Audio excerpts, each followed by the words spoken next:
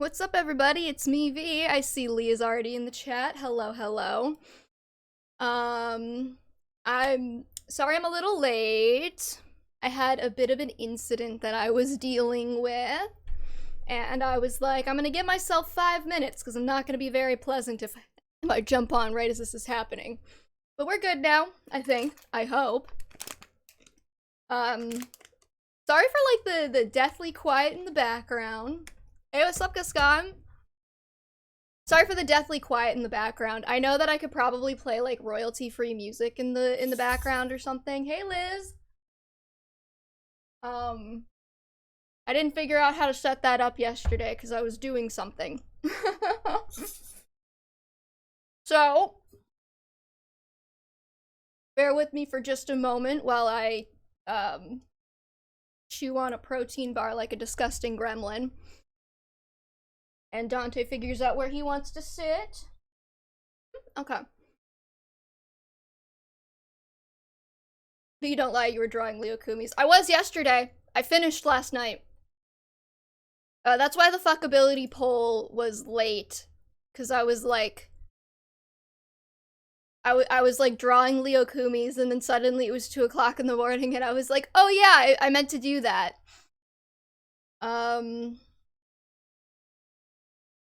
How do I just like find royalty-free music on like YouTube or some shit and play it in the background? Like,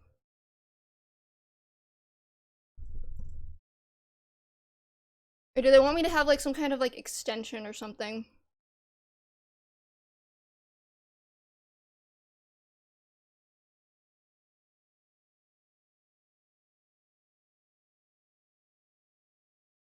I've gotten a notification saying I can use that for my videos once I hit 500 subs. Interesting.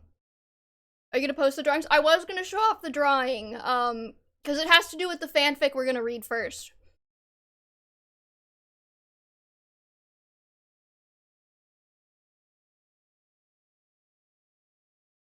Do I just like, hold on.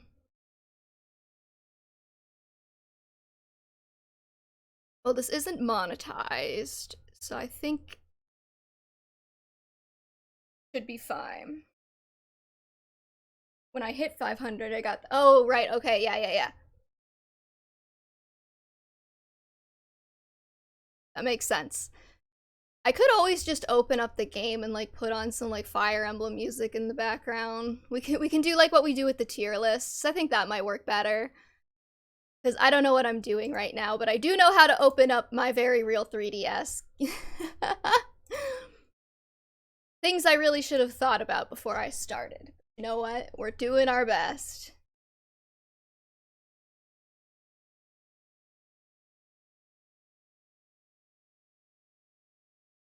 Let's see. That's the one I wanted.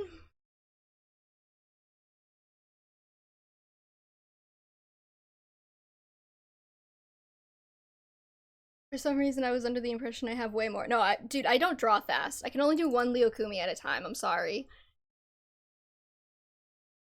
From experience, I never get any copyright flagging from video game music. I haven't either so far.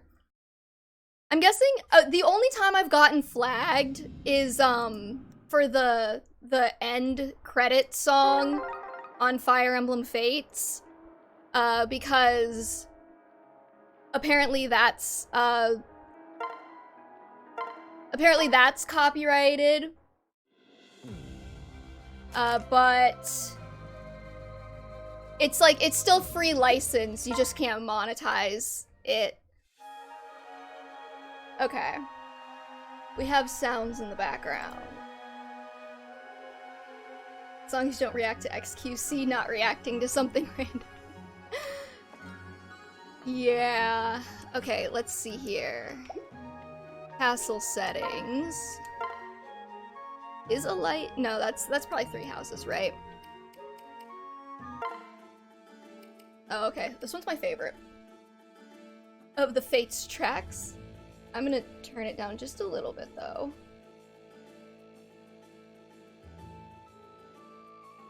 Do we have a good, like, volume to voice ratio on the music, or do you think I need to turn the music back up a little bit?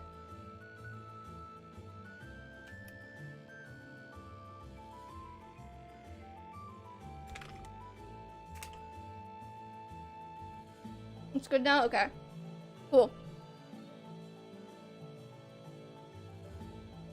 Sorry, I didn't take my meds before I started either. I'm a bit of a mess today.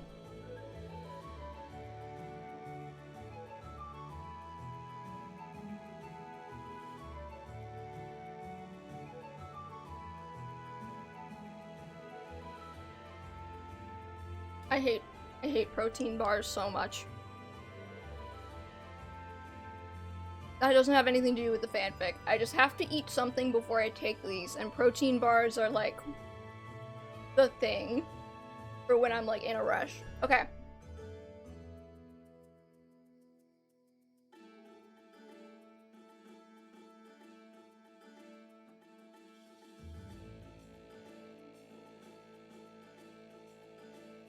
So anyways, we are here today because I thought it would be fun having hit 50 followers to go ahead and reread some old fanfics. So Lee suggested that we read the original high school fanfic that I wrote that kicked off all of the Leokumi high school omegaverse blah blah blah. Right? The whole series that I have that's kind of like vaguely interconnected of Leokumi, omegaverse, modern AU. So I believe I can go back to the live scene. Here it is in all of its glory. I actually posted this to Tumblr, fun fact, like when I wrote it originally. And it was so long that I had to, my like Tumblr was like lagging out.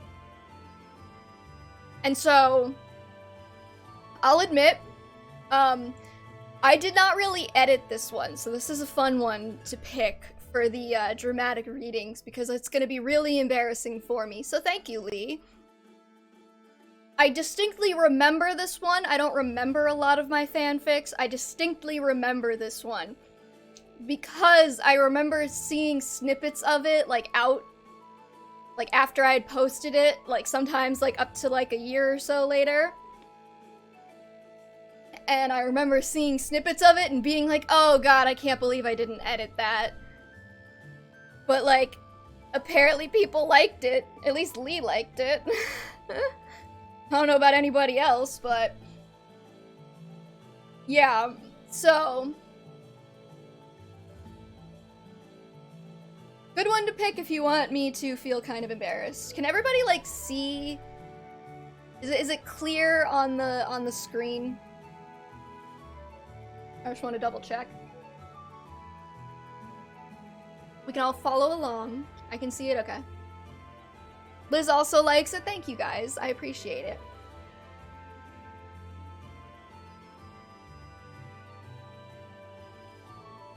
Give me 1 second.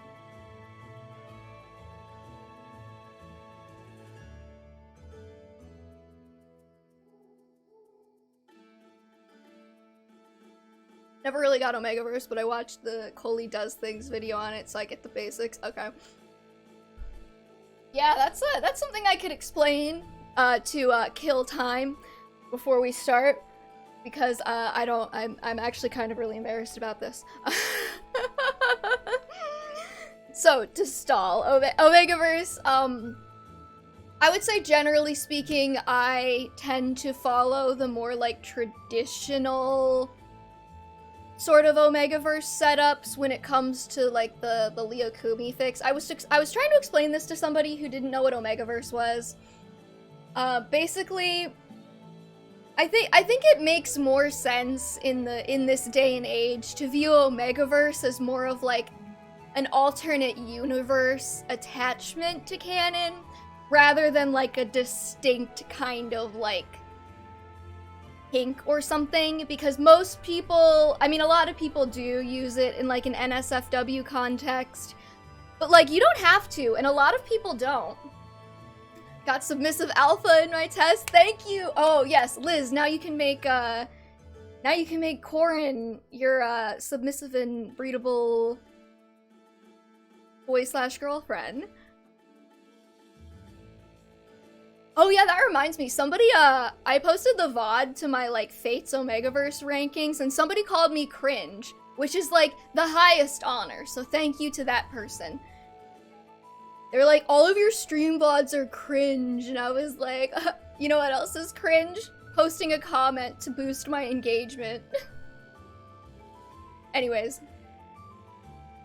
Dominant beta, submissive alpha. I made the test, so I couldn't take it, like, honestly.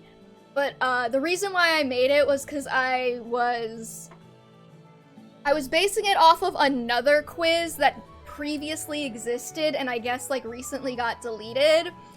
Where I got, like, essentially the equivalent of a dominant alpha, so... Welcome my pack. Anyways, yeah. So omegaverse. I think it works better if you think of it more so as, like, an alternate universe concept rather than, like, a kink, because you don't have to use it in, like, an NSFW manner. And you can really do whatever you want with it, right? Like, you don't have to follow, like, the rules, so to speak. Though there are, like, overarching rules that a lot of people do follow. Like, you don't have to. Which is one of the things that draws me to it. Anyways, I wrote this, sorry, more background. I actually wrote this, I believe, in 2016 or 2017. I published this in 2019? Are you fucking kidding me? Time does not exist. No, there's no way I posted this in 2019. I have to have, like, edited it or something. I'm sorry, we need to investigate this. When did I could have sworn I posted this when I was, like, a freshman in college. I was not a freshman in college in 2019.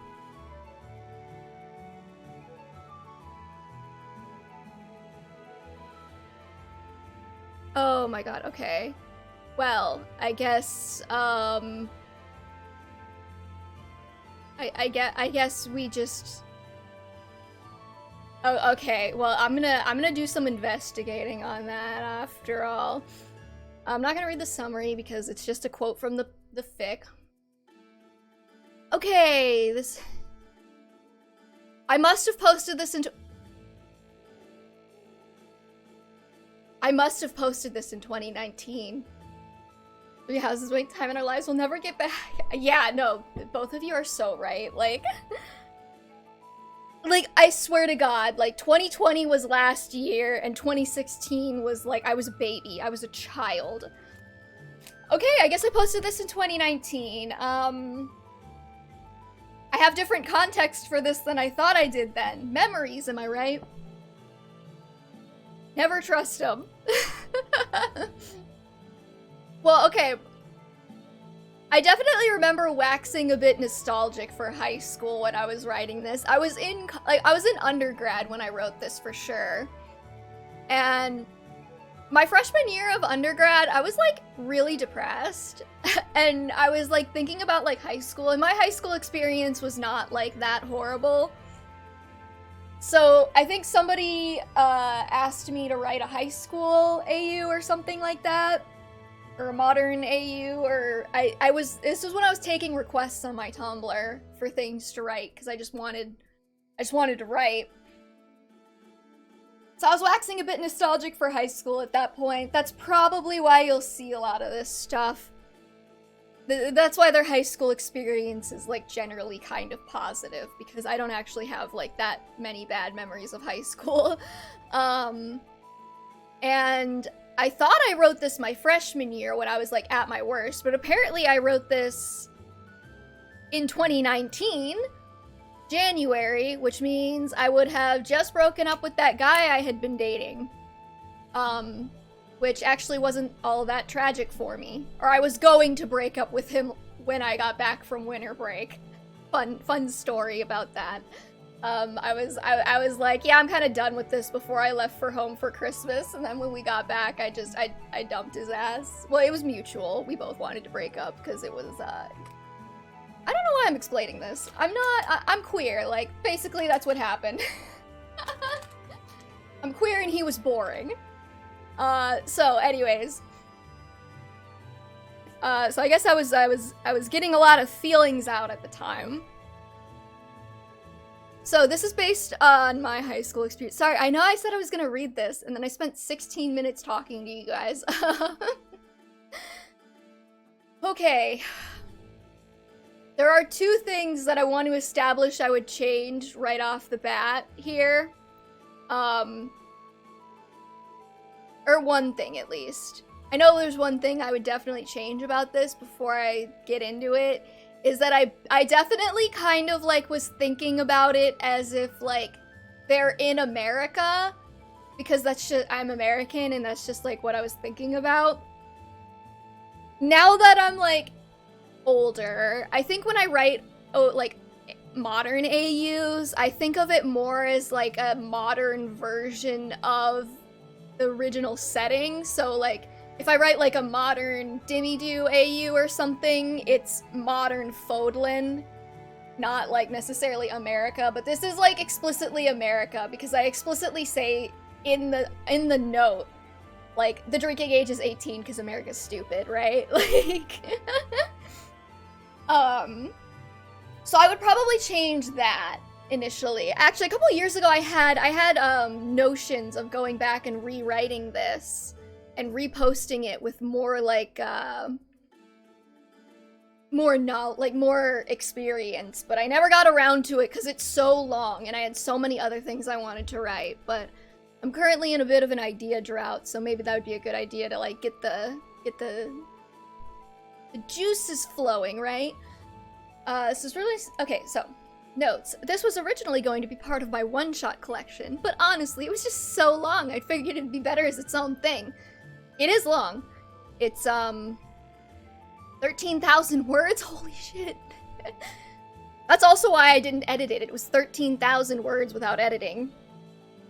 You're writing about your own experiences using two characters you love. Why should they not be in America? Because America is cringe.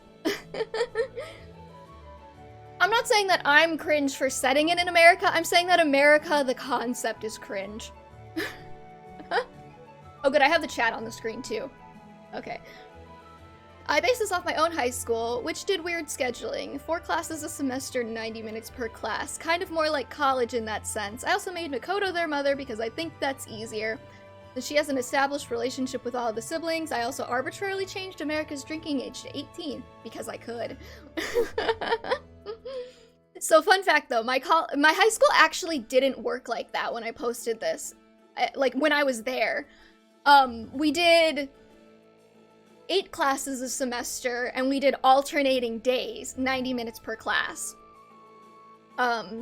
So you'd have, like, your study hall, English, science, and math on, like, one day, and then you would have, like, your art, your whatever and whatever on the other day, and then it would just switch every day, and it was really confusing. It was really horrible for me because I have ADHD and I can't keep track of things.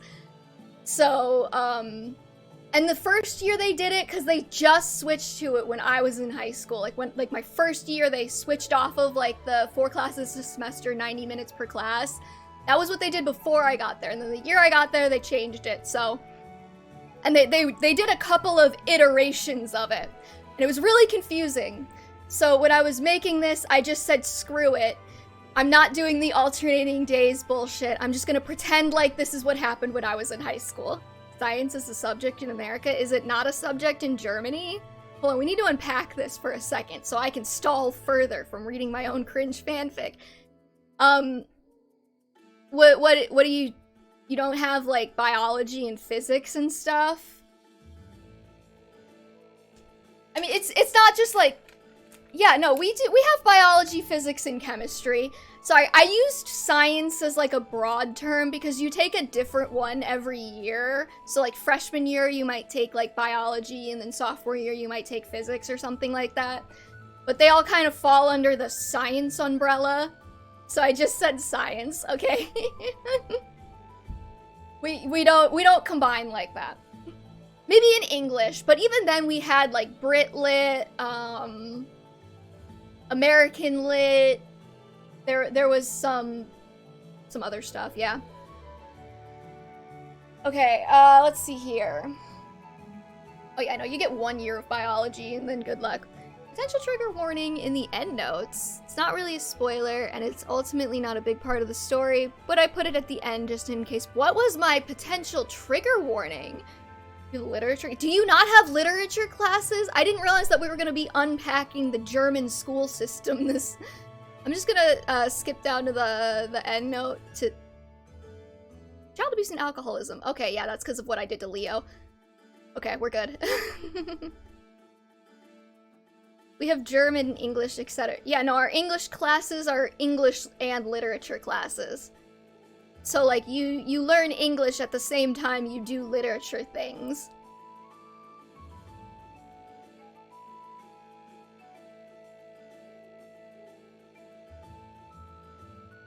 Yeah, no, we don't do, like, a separate English class. Either. We combine the literature and the grammar stuff.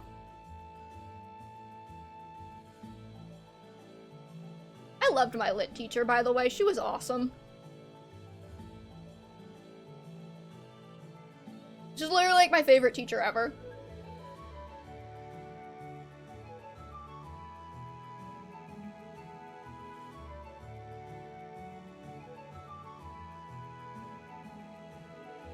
If you want to re-traumatize German ex-high schoolers, mention Faust. Oh, we had to read that too! We read that in my Brit Lit class, I think. Here, the English classes only teach you the verb to be. Oh. Sounds like my Latin class.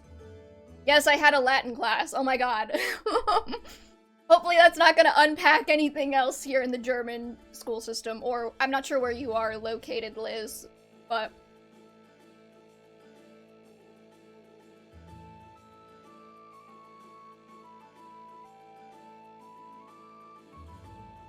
They actually got rid of the Latin class too after I graduated. He was also one of my favorite teachers, though. Everybody loved him. We're friends on Facebook. I had 2 years of a classical Latin in school as well. Interesting. You went to like a Catholic school though, right? I went to a public school, so it wasn't like high priority for Latin. They replaced it with sign language later. I had a great FOST experience because my teacher had a unique approach to it, but many actually have bad memories of our national drama. I had 5 years of Latin. Okay, everybody had Latin, apparently. I thought that was special. Yeah, I probably actually would have taken American Sign Language if it had been available when I was picking my language credit, but it wasn't. Okay, sorry, I was gonna read the fanfiction. Okay. We have our opening scene. Here we go.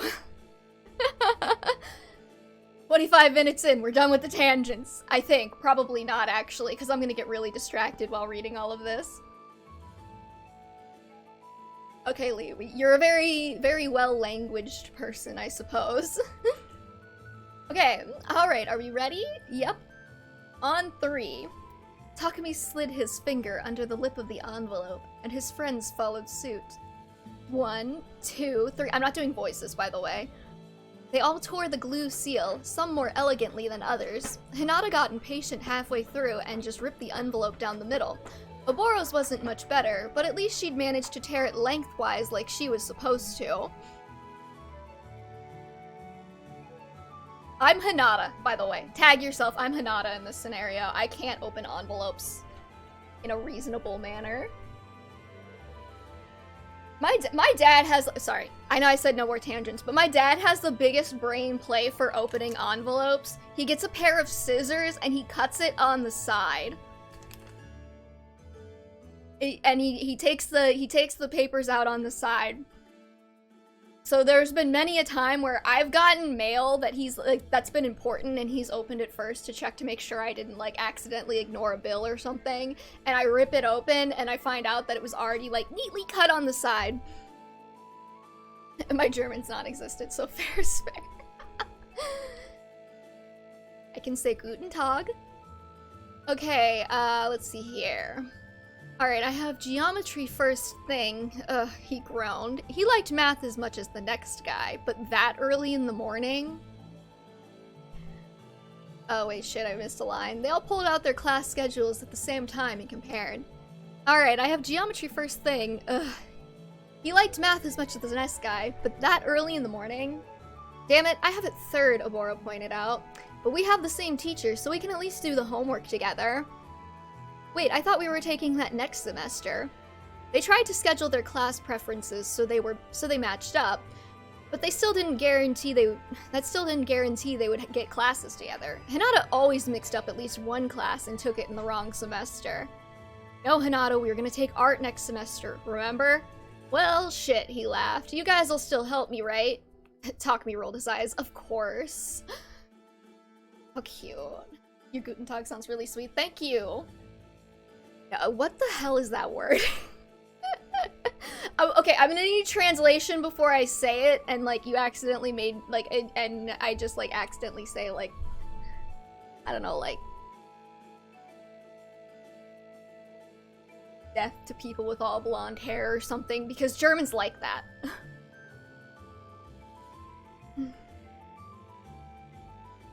Okay, come on, Takumi, what do you have next? It didn't take them long to hash out the schedules. He was on his own first period, but he and Oboro had gym together fourth period. He and Hinata shared American history. Yeah, okay, it's definitely America. I can't even deny it now. During third period, which also meant they had lunch together. They were all taking different language courses anyways, so he'd have at least one class by himself. With that settled, he was scanning his schedule again, just to ensure they shared the same teachers. Fuck, he muttered under his breath. What is it? I just realized we have a Zana for history. So? Hold on, I also definitely, like, I can already tell you that I based this off of my own school curriculum as well. What's up? We're reading my cringe fanfic. I just finished your quiz and got submissive beta. Oh, man. That's so interesting. I'm glad somebody else organically got, like, an alpha result, because those are, like, really underpicked.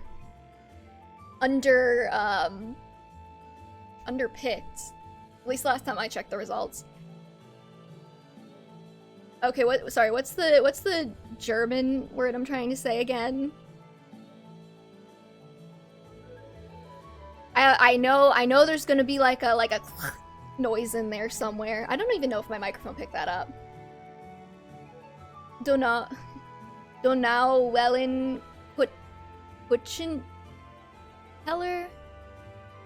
Donauwellen Kutschenteller. I'm doing my best, okay? Anyways, I can already tell you that I definitely based this off of my own high school curriculum, because I remember Takumi is supposed to be, there's a gargling sound in the kitchen. I knew it! I called it! But yeah, I definitely based this off of my high school curriculum, because Takumi is supposed to be a sophomore in this, and when I was a sophomore, we took American history and we took geometry. And I don't remember if I remembered that at the time. I must have remembered that at the time. I still remember that today. What's a sophomore? That's like your second year of high school. So that would be like, you would probably be like 16-ish. Like 15, 16 maybe. Because you'd be like 18-ish senior year.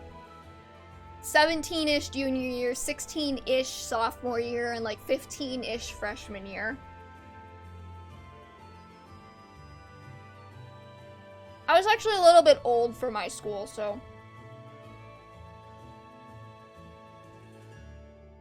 Which actually, I have an interesting thing about that.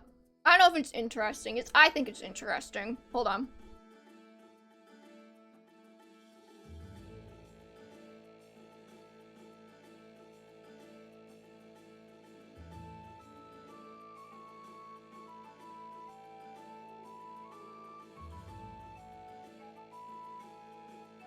Okay, sorry about that, but you know how if you look at the distribution of soccer players, right? Like the distribution of the birthdays of soccer players, professional soccer players.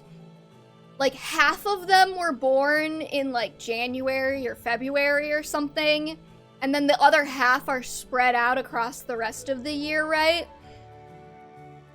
And like you find that like, and that's because of like age cutoffs for playing. So if you were born in like the first part of the year, you're actually like older. You're like one of the older kids.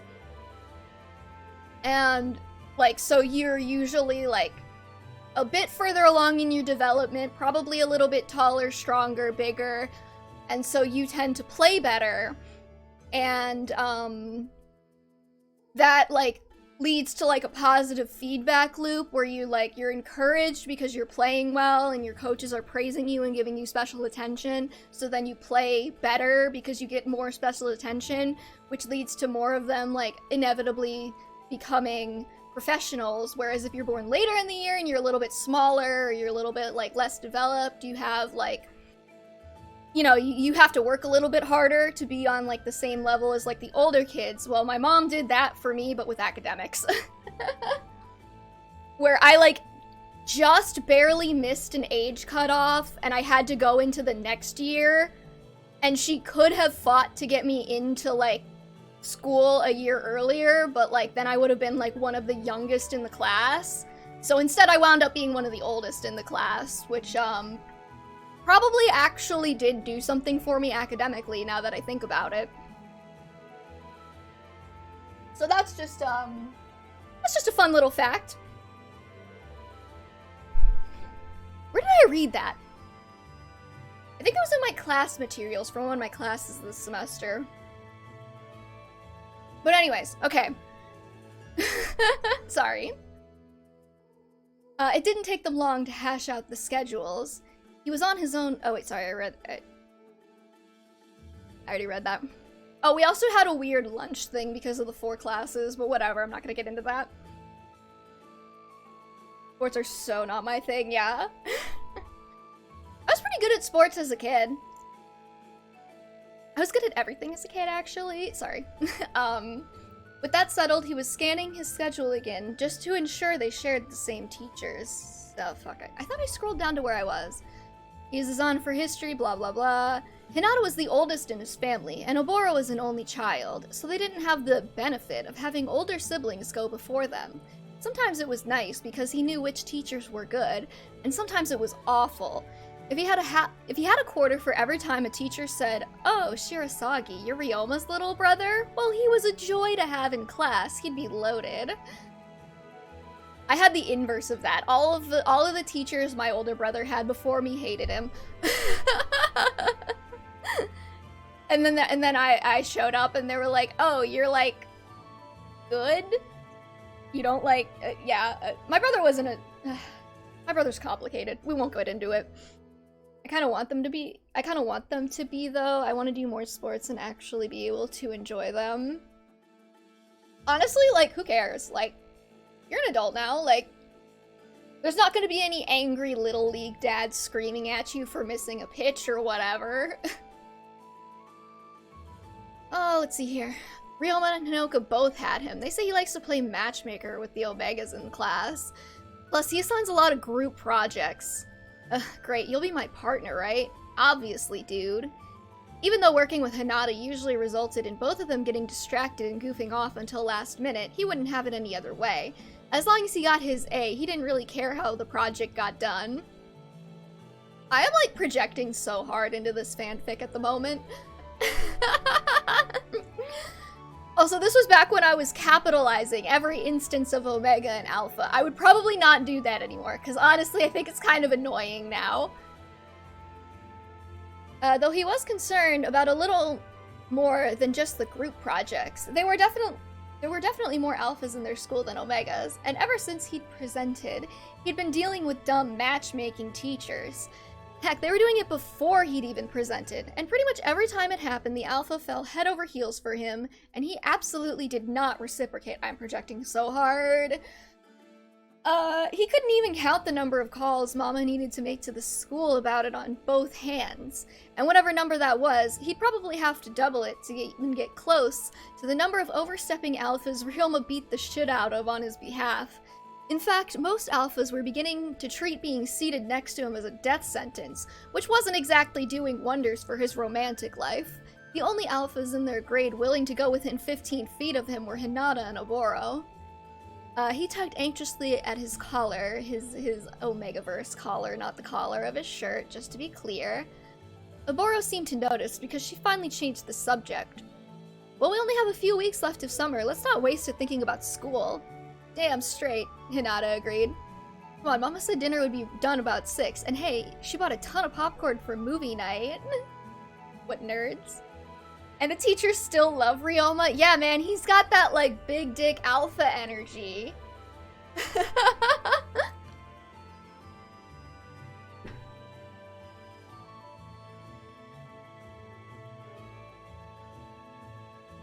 I will say my brother did not beat anybody up for me. And I did not have guys falling head over heels for me in high school. In fact, they were all a little bit scared of me. So I think I combined those two things.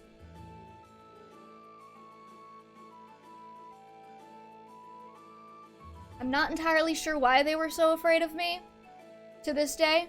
I mean, apparently I have an uncanny ability to make like a ridiculous amount of unblinking eye contact, and that really unsettles people.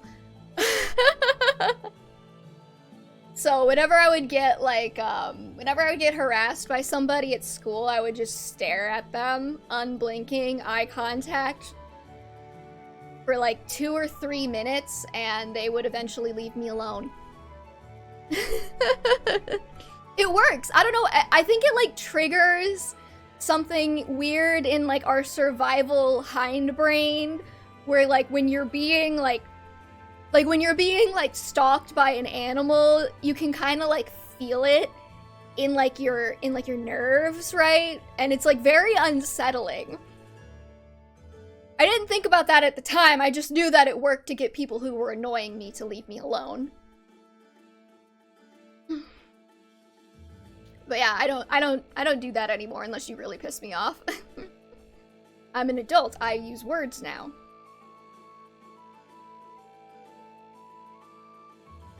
Oh, we got a little baby scene here. The first day back was always the worst. Farewell to staying up until 4 a.m. and waking up at noon. Hello dragging his ass out of bed at 7 a.m. At least Ryoma was a senior this year, so Mama let him take the car to school. Hinoka took shotgun. I thought Hinoka was about to shoot someone for a second. Okay. Hinoka took shotgun and he sat in the back with Sakura. She was fiddling with the strap of her messenger bag and biting her lip nervously. You look cute today, baby sister. She really did. He could tell she'd woken up early to do her hair and makeup, and she'd picked out one of her favorite dresses. It was a far cry from his ratty old jeans and t-shirt, or Hinoka's athletic shorts and tank top. He hadn't even bothered to comb his hair out when he woke up. He'd just thrown it in its regular ponytail. He almost envied his sister's shorter hair. Thanks, I'm just so nervous, you know? You'll see, high school isn't so scary. Hinoka threw over her shoulder from the passenger seat. Heck, you'll be sick of it before long. Come on, Hinoka. Let her have one day before you make her jaded. Ryoma chuckled. I'm using a lot of dialogue tags, I notice. You'll do great. He patted her hand. Let me know if you get lost, okay? I can help walk you to class. Alright. When I first read this, I thought shotgun was Hinoka's motorbike or something like that. No, shotgun is like a colloquial term for the passenger seat in the front of a car. I've been trying to learn how not to blink, but I can't manage to go for more than a few seconds. I don't really have any tips. Play a lot more video games and just don't blink. No, it's fair. Okay. Sorry, I meant to kind of like do like little like as we go scene by scene. I think the first scene I probably would have added more detail, honestly. Like I think I would have added more detail about like them kind of like hanging out and like doing the schedule opening. I feel like this is kind of quick. This scene, I think, is kind of cute to have all of the siblings interact, but I don't know if it needs to be its own scene. I don't know, I know I would make changes, but I would have to, like, get into rewriting it before I knew which changes I would make. Especially because I don't remember what else comes after this. The day went pretty quickly. It was the first day, so most of the teachers were just going over their syllabi. Is that the proper plural term for syllabus? The world may never know. Actually, I'm sure somebody does know and they'll correct me. And doing some dumb icebreakers so the class could get to know each other. It was mind-numbing, but at least he could doodle in his notebooks and just pretend to be paying attention. Ooh, I projected so hard. He'd been silently dreading third period all day, and all was well until then? That's a weird sentence.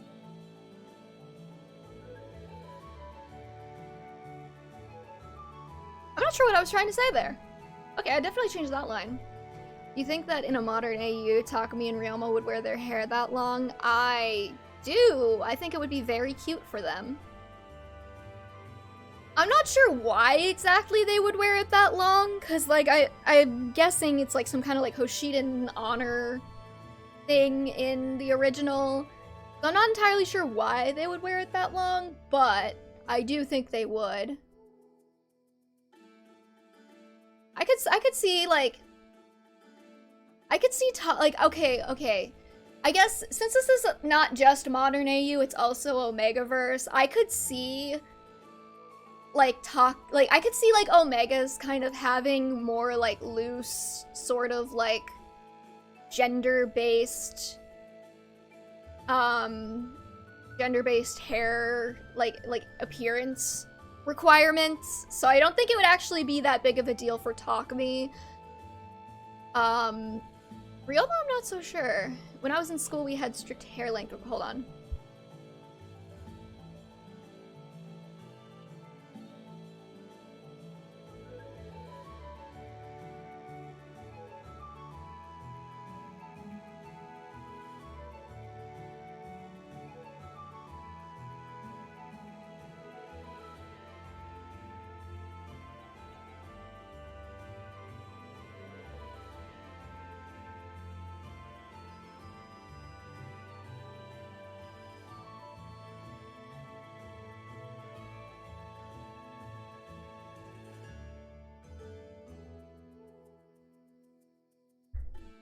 Sorry, my father needed to come tell me something. When I was in school, we had strict hair length requirements. When I was in school, everybody was gay and smoking weed. That's not a joke, they were. I didn't even really think about that. I went to public school, so, you know. Some public schools are really strict about that kind of stuff. Mine did not really give a shit. They were like, look, as long as your chest's covered, we're probably fine. Okay, he wasn't sure what he wanted. It would be nice to sit next to Hinata, but if Azana really was a matchmaker, then that could make things awkward. Then again, he'd rather things be a little awkward with his best friend than get harassed by some alpha who needed to learn the definition of boundaries. Oh man. Past me had no idea about dealing with people who lack boundaries. Present me would be, I would keep that line. Hinata was already inside the classroom. He waved at Takumi from around the middle of the classroom and motioned to the empty seat beside him. The desks were laid out very strangely. Each row had 6 desks, 3 columns consisting of 2 desks pushed together. No alphabetical order? Hinata shrugged. He just told us to sit wherever. My entire year pulled a prank in our senior year where we all appeared in bathing clothes at school. Oh my god. That's fun. I don't remember what people did for our... I don't know if we did a senior prank. I know some people, like the years before us, would. The man in question was currently behind his computer at the front of the room. The bell rang, but he seemed he still seemed intent on whatever he was working on. A few minutes of idle chatting later, he stood up and stepped to the center of the room. Good afternoon, everyone. I've created a randomized seating chart for you all. Please come sit in your new seat when I call your name. There were about 10 desks. They were about 10 desks in when a pattern became obvious. Of course, every Omega just happened to be paired with an Alpha, despite the sizable portion of betas in the class. Randomized, sure. Shirisagi, Takumi, he squinted his eyes at the paper for a moment. Weird, I think I had your brother. Or was it a sister? It was both, he mumbled dejectedly as he took his seat. Alright then, let's see. Windmeyer, Leo. Oh yeah, I just went with using like the capital city's name as their last names because I'm not creative. That is not our senior prank. Our senior prank was kidnapping the headmaster. He was in on this and putting hay in the hallways. And the teachers had to free the headmaster by playing games against the students in front of the entire school. My school would not have allowed that. Our principal was like... we called our principal the fun police because she sucked. That was the one thing my school was really strict on. They were like, yeah, you want to bring you know, if a boy wants to bring a boy to prom, whatever. You're vaping in the bathrooms, who cares? But don't you dare wear a hat on a spirit day. If you wear a hat on a spirit day, you're going to the office. Like, they hated hats. I don't know why. So, I mean, like, I'm glad that their priority was on petty rule enforcement, like, don't wear hats instead of don't kiss boys, but, like, at the same time, why? We had a rule that we weren't allowed to have, pajama day. We had to have pajama pants day. Because I guess somebody showed up in, like, sexy lingerie one time or something like that. And they were like, no more pajamas day. You're only allowed to wear pajama pants. My school was certainly something. Okay, oh gods, anyone but him. Their brothers had been feuding since Ryoma's freshman year. He couldn't even remember what about. Something about a failed science project that both of them insisted wasn't their fault. After that, it was pretty much silently agreed upon that the Shirisagis would avoid the Windmeyers, and they would do the same. He'd never personally met Leo, but he'd heard stories, mainly about how he was a stuck-up pretty boy. Not an inaccurate assessment of him, actually. They probably just secretly liked each other, probably. I know, I don't know if I ever, like, specify it in this fic, or if that's something I expounded upon later, but, I think I had Camilla and Hinoka secretly dating this entire time in the background. I want to say, like, from what I remember off the top of my head, I want to say that Hinoka is, like an athlete, like an athletic star in the school, and Camilla is, like, part of some kind of like we called it like the pep club or whatever, and I think they like work together in the fics, and they've just like been secretly dating this whole time, I think. So I will say, I think one thing I would actually change here is I think I would have actually had them like meet before this and like have a reason to not like each other beyond just like, brothers don't get along, you know?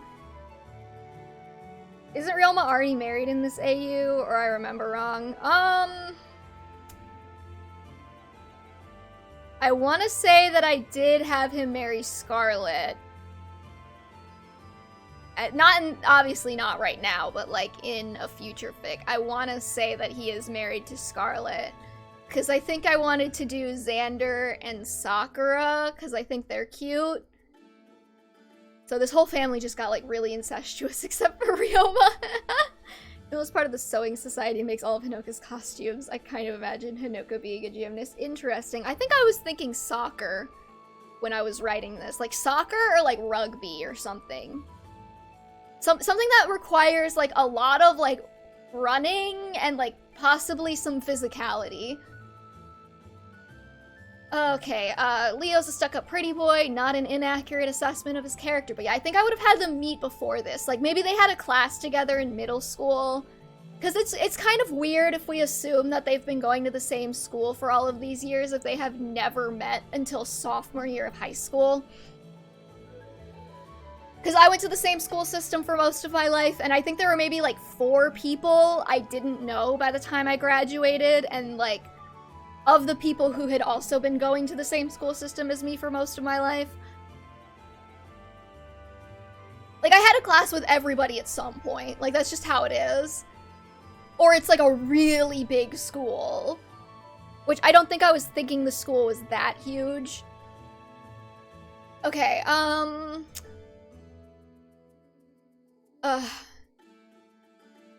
And yeah, just looking at him walk across the room, he'd believe those rumors. He had a way about him that was hard to miss. He never slouched or shuffled. He strode along like he was above it all, and he was tall. At least 6 foot or so, which Takumi supposed wasn't all that impressive for alphas in general. He's coping hard. But at 15 or 16, most of them were still growing, and stood about 5'8" to 5'10". I am not using the metric system when I describe heights. That is the one thing I will not change. My American ass is keeping that. That meant he was constantly looking down his nose at everyone else. It was a little intimidating. At 5'6", he'd pretty much stopped growing, and he was considered tall for an Omega. Sakura was only 5'2". Actually, okay, I wrote this before I knew that Takumi actually had like a semi-canonical height. I think I wrote this before I knew that. So I pegged him at 5'6". And now I need to go look like sorry, we're going a little bit off topic here for a second. I'm sorry, this entire stream is tangents. What am I talking about? We're not off topic for a second. We're off topic constantly, but I think he was like 167 or something in the art book, which means that he has like a semi-canonical height. And I don't remember what that translates to in freedom units. I'm just gonna, it's 167 or 169. It's in handwriting, so it's hard to tell. If I put him at 167...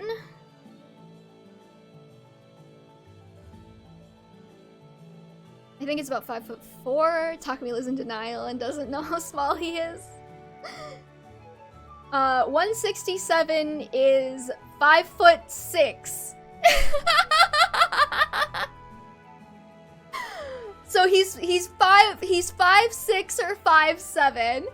So I don't, like, I'm 99% sure. I can't say for certain if I knew that he had a semi-canonical height when I wrote this, but I'm 99% sure that I didn't.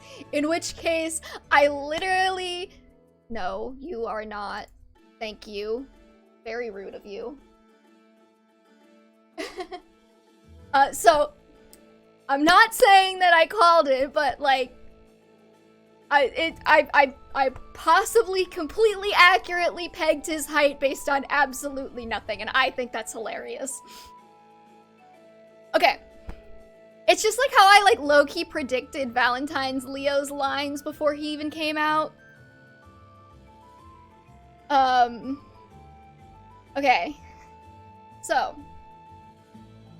The blonde dropped his newly acquired textbook and notebooks down on the desk next to him. They didn't say a word to each other as Azana finished assigning seats. It seemed like his siblings hadn't exaggerated. Every Omega in the class was paired off with an Alpha. When that was done, he handed out the syllabi and moved back to the front of the class to go over it. In this class, I believe in learning the value of teamwork. So you'll have 4 group projects, 3 due throughout the semester, and 1 final project. Your project partners will be the person you're sitting next to, no exceptions. These are big projects and will require outside work, so be sure to get your partner's contact information. 5'2" is about 157 centimeters, okay, that makes sense. He heard the alpha beside him. Oh, epithets! I was using a lot of epithets back in the day, wasn't I? He heard the alpha beside him audibly groan. He was, quite frankly, a little offended. Sure, he and Hinata goofed off, but he was still a straight-A student, damn it. Where did this asshole get off? They suffered silently through the remaining 80 minutes of class until lunch. When the bell rang, he reluctantly turned to his seatmate. So, he was loath to do it, but unfortunately he had to. We should probably exchange numbers. The alpha rolled his eyes as he pulled out his phone. I'm sorry, do you have a problem with me? Just don't take my grade. It's bad enough that I have to associate with the Shirasagi, but an Omega? Damn. Leo's a sexist, I guess. There it was, the old stereotype that an Omega couldn't be smart too. Boy, was this asshole in for a rude awakening. Look, I'm not happy about this either, he growled as he typed his number in.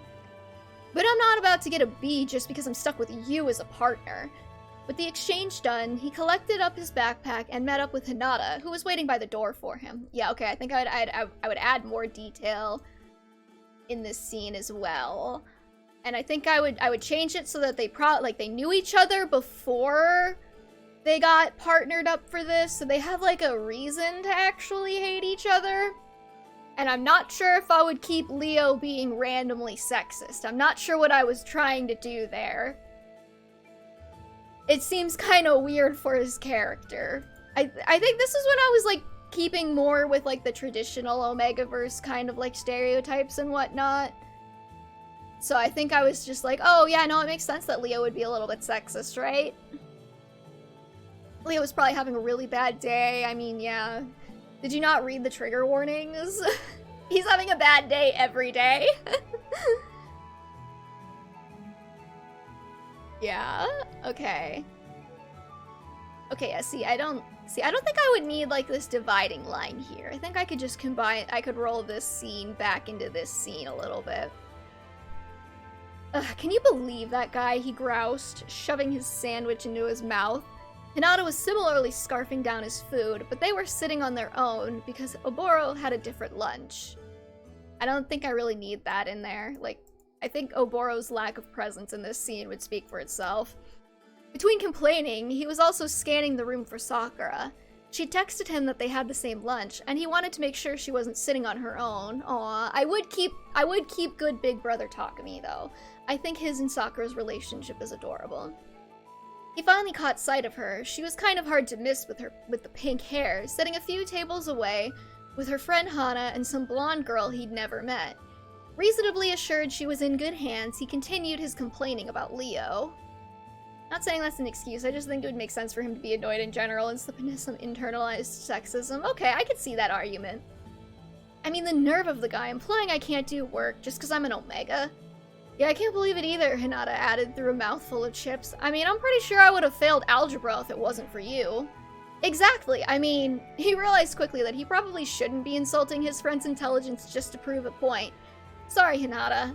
His friend just waved him off. Don't worry about it. Come on, let's talk about something else. He tried to keep his attention off the blonde alpha, but he kept catching him out of the corner of his eye and getting infuriated all over again. Okay, so I think actually what I would do here, if I were to redo this, I think I would like... I think the blonde girl she's sitting with is Elise here. Does Leo even have lunch money? Damn, he might have packed his own lunch. I don't know. I do think something that I had in mind. I'm trying to remember everything that I had in mind for Leo when I was writing this, because I did write this with like significant backstory for him in mind. I think maybe partially based off of what I had posted on Tumblr. I think I posted about this a little bit beforehand. But I think what I had in mind for his backstory is like Garen's obviously like a piece of shit. And I think he also had some kind of like trauma relating to Omegas. Like there's some interplay there with Garen, I think. I think Leo in my mind, when I was writing this, I think Leo is the type where he would, like, step in to protect Elise from Garen whenever that came up. And he has some, like, weird trauma about Omegas or something like that. But I don't remember exactly what I had in mind. Does Leo even have lunch money? Probably not. But he might have packed himself something. I think you told me once. I might have. But I think what I would also do in this scene is I think I would have them interact again somehow. Like, I'm not sure exactly how. Or I might have Takumi notice, like, maybe Leo isn't eating, or he has, like, a very small lunch, or he's not eating or something. I think I would have Takumi make note of that somewhere. At the very least. Not sure if I feel comfortable talking about the backstory on here, to be honest, but I can tell you via Discord. Okay. Go for it.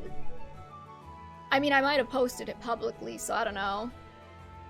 Okay, the rest of the day was, thankfully, pretty uneventful. He'd almost forgotten all about Leo and his prissy attitude until he got home. And he and Sakura were helping Mama with dinner. Okay. I think...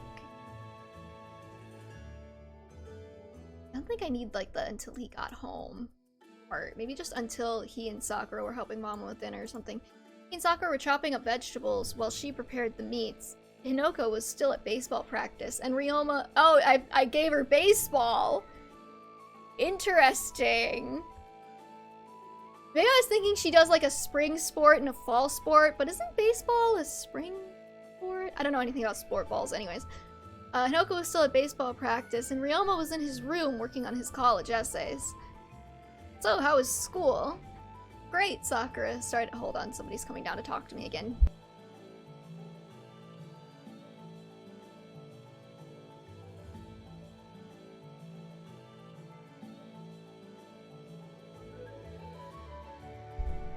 Okay, so how was school? Great, Sakura started excitedly chattering.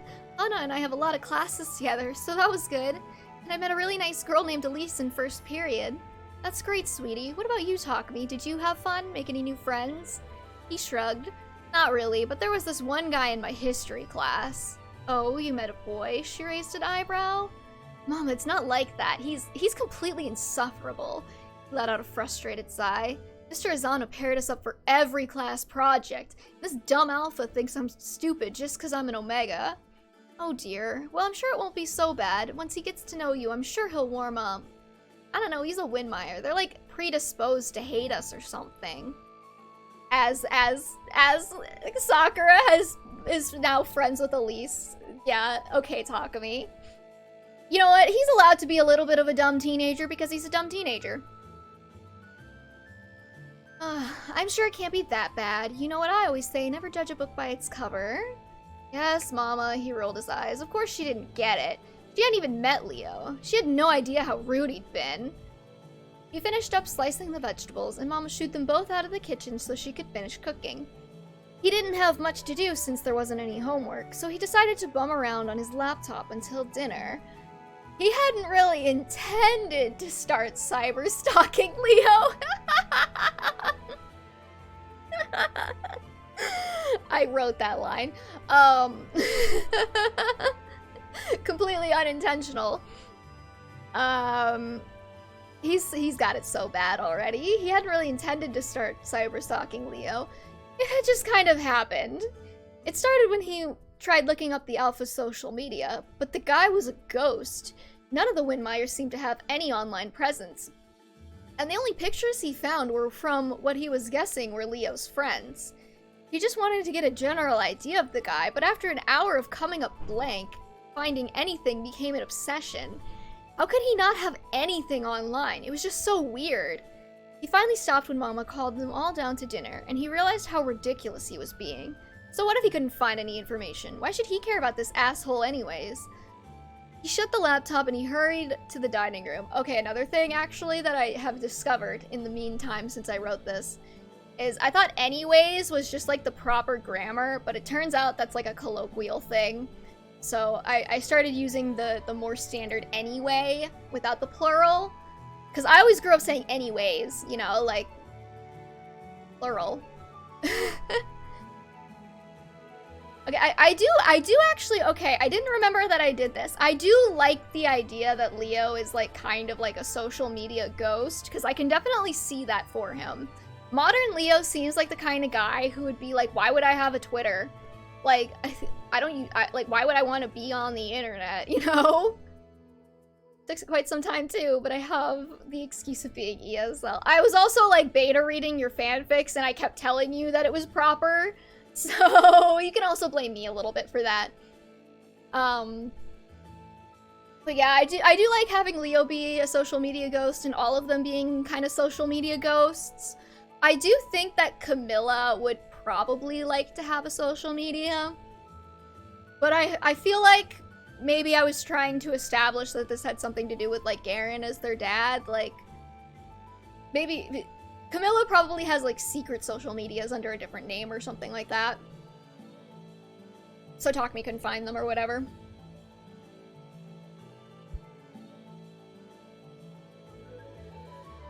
So Takumi only found Niall's photos. That's not a good reference for knowing Leo. I know. Odin too? I think Odin exists here. He only gets to see the Chuni side of Leo. But yeah, that's actually a good point though. I think I would also add like more descriptions of like the kinds of photos he found.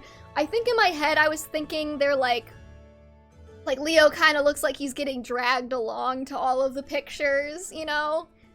Milla would absolutely have a double life as an influencer and sell patchwork blankets on Etsy. She would, actually. That's smart. I was thinking that the Norsibs kind of have, like, their own little, like, strategies for kind of, like, surviving the household, right? So, like, I think Xander, I distinctly remember, I think Xander, I had, like, he started, like, he got a job, like, as soon as he could to make money for, like, himself and, like, the younger siblings, and he works, like, all the time. Like, he's either at home sleeping, he's at school, or he's working just to get out of the house, right? And I was thinking, Camilla heavily, and sometimes Leo, take advantage of, like, dating apps or, like, hookup apps, to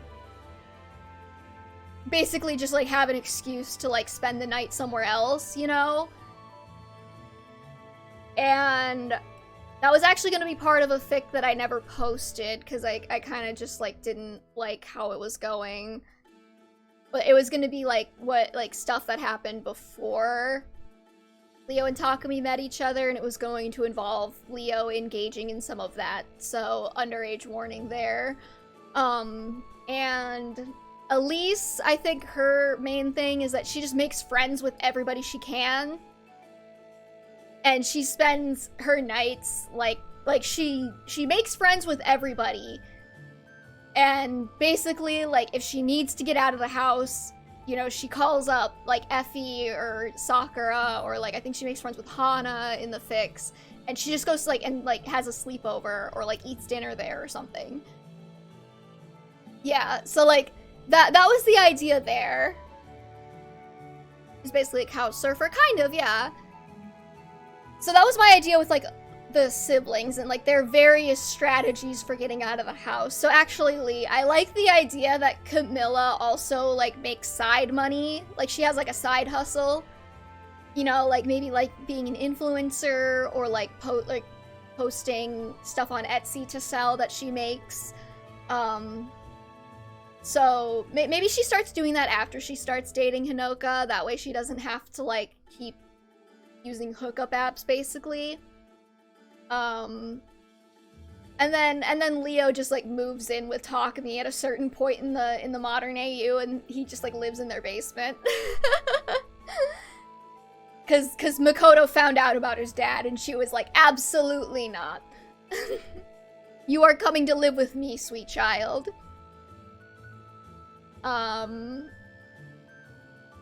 But yeah.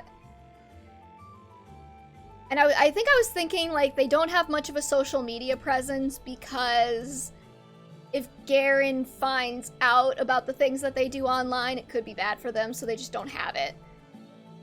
Okay, anyways, the first month or so went by without too many problems. He and Leo mostly just ignored each other during class. And once it was over, he made a quick escape to lunch with Hinata. They didn't get the details about their first project until late September. It wasn't much, just a paper. It was about 3 pages and due in 2 weeks, so he wasn't too worried about it just yet. 3-page papers? Ugh. Oh, I miss the days where I could write 3-page papers. I probably write 3-page papers like every day on my fucking side blogs. Oh god. Okay. He stuck the project requirements into his folder and headed down to lunch. The second he left the room, his phone buzzed in his pocket. We should get started on this project today. He glanced over his shoulder. Leo was literally standing 10 feet away from him. Was he for real? He pulled his phone back out to respond. Dude, you're literally standing right there. You couldn't talk to me? He watched as the blonde's phone buzzed, and he typed his response. This was ridiculous. Was he really so conceited that he couldn't even talk to him? Look who's talking. Ugh, he stuffed his phone back in his pocket. Come on, Hinata, let's go. All of lunch was a back and forth. This project isn't even due until 2 weeks from now. I'm not going to fail this class just because you wanted to wait until last minute. Fine, we can start working on it tonight then. Your house or mine. Better do yours. Alright, meet me by the exit after school. My brother will drive us. Gods, what an arrogant asshole. As if waiting a week would kill them. If he were working alone, he could have it done in 2 days. Not to mention the fact that he wanted to start working... Leo. Not to mention the fact that Leo wanted to start working on it on a Friday night. Sure, Takumi had just planned to stay in and watch movies, but that didn't mean he couldn't have had plans. I feel like I made Takumi really boring in this fic. Like, all they do is watch movies, right? Like, he and Hinata and Oboro have, like, a movie night. He just wants to stay in and watch movies. I think they have another movie night later. I think the reason why I did that was because at the time I was friends with people who were, like, very, like... They were very movie-oriented, and, like, whenever we had plans, we would always do movies. But I'm like, I feel like Takumi should have... If I were to redo this, Takumi would definitely have some more hobbies. He's a nerd, yeah. I think later on, I have him, in, like, Kendo or something like that. Or he has, or Hinata's in Kendo, and he does, like, archery. You know, to kind of, like, tag that in, but, like, yeah, I feel like he needs some more hobbies here. Not that there's anything wrong with movies, you're absolutely right. Just, like, I feel like he should do other things. Because most people who like movies don't just watch movies every time they need to do something fun. I kind of like the idea that Leo was pressing to start the project at this specific time because Garen was extra shitty that day. I think that's actually, like, as I was reading it, I think that's what I was going for. Like, Leo was just like, I cannot be home tonight. Like, I need to be somewhere else, you know?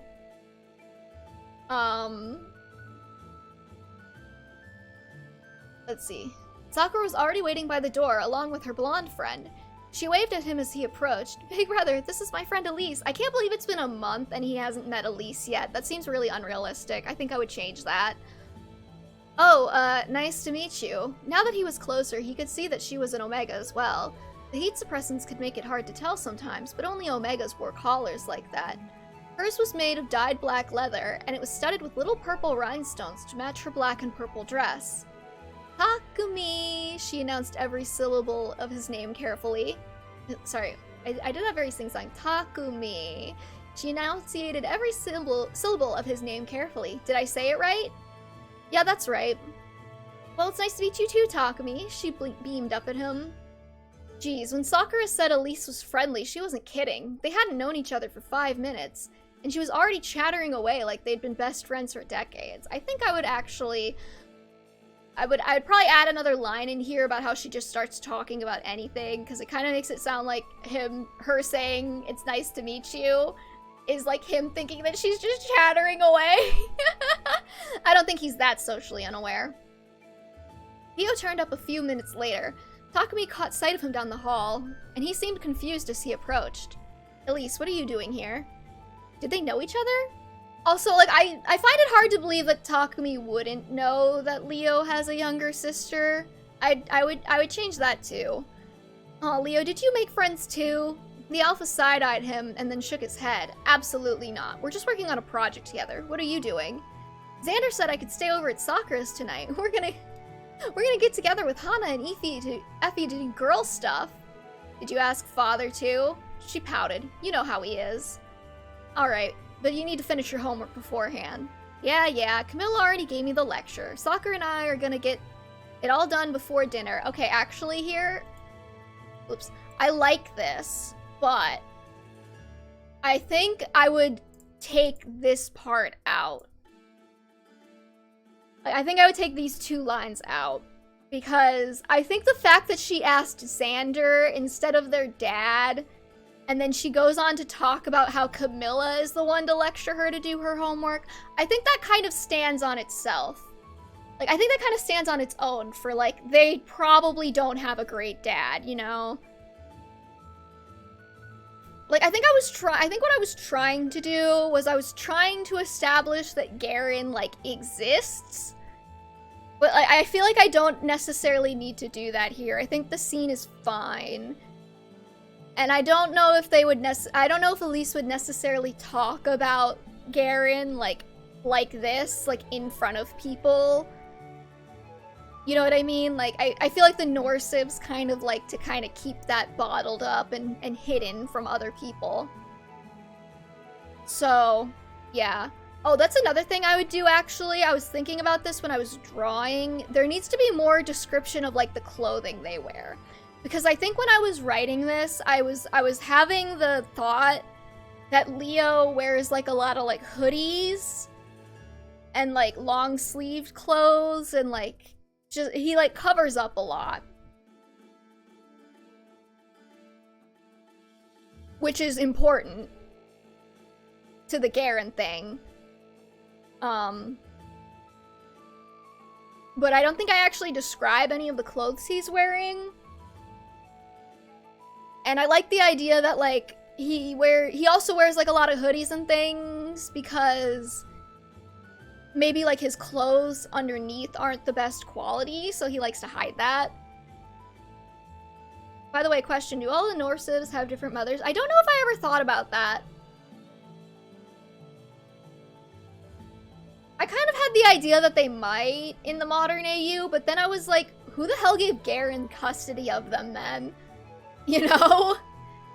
Unless they're all, like, dead or something, or they all abandoned them with Garen. In which case, like, yeah, I'm not sure how he got custody of them in that case.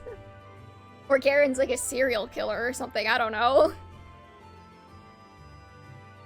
Okay, so Elise was Leo's little sister. He hadn't really considered the possibility that Sakura's new friend was a Windmire, but he supposed it made sense.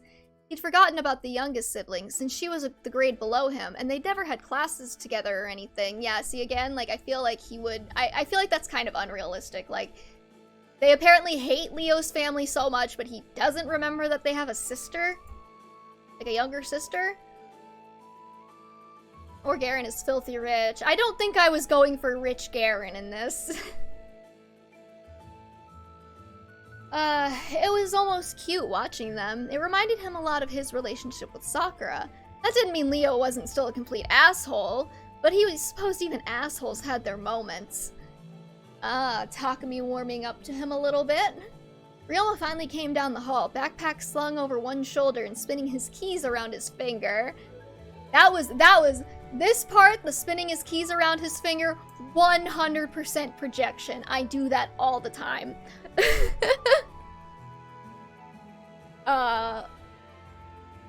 You know, I find this interesting, but I'm pretty sure I wanted Ryoma to be heavily involved in sports too, but he never seems to have practice. Who are your friends? We aren't friends, he and Leo said in unison. Ryoma raised an eyebrow, and Sakura giggled. We're just working on a project, he finished lamely. His brother shrugged his shoulders, but he was glaring daggers at Leo already. It wasn't angry, more like, don't you dare fuck with my little brother, asshole. Leo shifted uncomfortably under his gaze. That kind of seems angry, though. Ryoma, what are you doing? Also, I think I would flesh out this description a little bit more. Because I think in my head, part of the reason why Leo was so uncomfortable is because Ryoma had that kind of, like, cross me and I'll kill you look. Alright, well, let's get home. He never really felt self-conscious about his house before. It wasn't the biggest, and it certainly wasn't the nicest. He'd known Hinata and Oboro for so long that none of it mattered because, well, it never had before. He didn't know much about Leo, but this stuck-up pretty boy was probably used to nicer stuff. Mama couldn't work because they didn't have an alpha to sign off on it. Papa made pretty good money, but after he died, they had to cut back and make do on the insurance money. They only owned one car since Mama only left to do errands, and she could do those once they got home from school. Yeah, I was definitely going for them to be, like, less rich. One more second.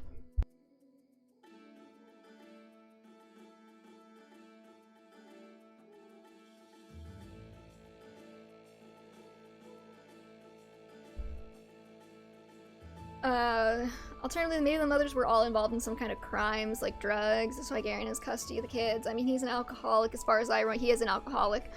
But he might be better at hiding it. I could see that. He might have, like, connections or something. Okay, yeah. I was gonna say, I was trying to make them, like, not super wealthy in this, but I almost feel like I needed to go further. Like, they own one car and it's a piece of shit, you know? We're not, it's not like a Honda Civic. It's like some, like, beaten down, rusty piece of shit, you know? Maybe in the past, Garen had money and his last name was important, and that's why he obtained custody of his children, but his bad decisions and alcoholism left him on the street. I could see that. I think I was also debating, like, it's possible that, Xander's mother was alive for the first part of this, in my head. I don't remember exactly. It's possible that, Katarina was alive for, like, the duration of between... Okay, how do I explain this? I think I was thinking that Katarina didn't die until after Elise was born. So, like, Garen was married to her and, like, had Xander, and then he was, like, cheating on her or something, and that's how Camilla, Leo, and Elise came about. And then all of the mothers, like, somehow ended up foisting the kids off on Garen to raise. And I think Katarina would have died in this scenario because I can't see her leaving Garen and not taking at least Xander with her. And it was her, like, leaving him or dying or something that led to... not... I mean, he was a piece of shit before that happened, but, like, is what really, like, put him off the deep end, you know, like, put him over the edge. I think something like that was maybe going on in my head when I was writing this. I don't remember exactly. But yeah, I think I would have gone a little bit further with making Takumi seem poor. Their house was a standard split level with 3 bedrooms and a basement. He and Sakura actually shared a room, and Ryoma and Noka did the same. Mama took the smallest room, and his older siblings had the master bedroom. Basement was a general family room, with a nice but old flat-screen TV, an old Nintendo that he found for $20 at a neighbor's garage sale, and a big sectional couch. The upstairs had a much smaller TV and a couch that Mama mainly used to watch the news, or to stop arguments when everyone wanted to watch something at the same time. The nicest piece of furniture they owned was probably their dining table. Mama had been saving up for a new one for years because the old one was too small for a family of 5, and she liked when they all ate together.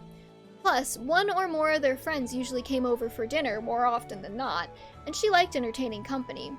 It made the small space a little cramped, but Mama always made sure it was clean, and overall it was pretty cozy.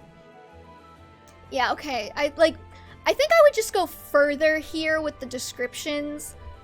Like they bought the house before the dad died, right?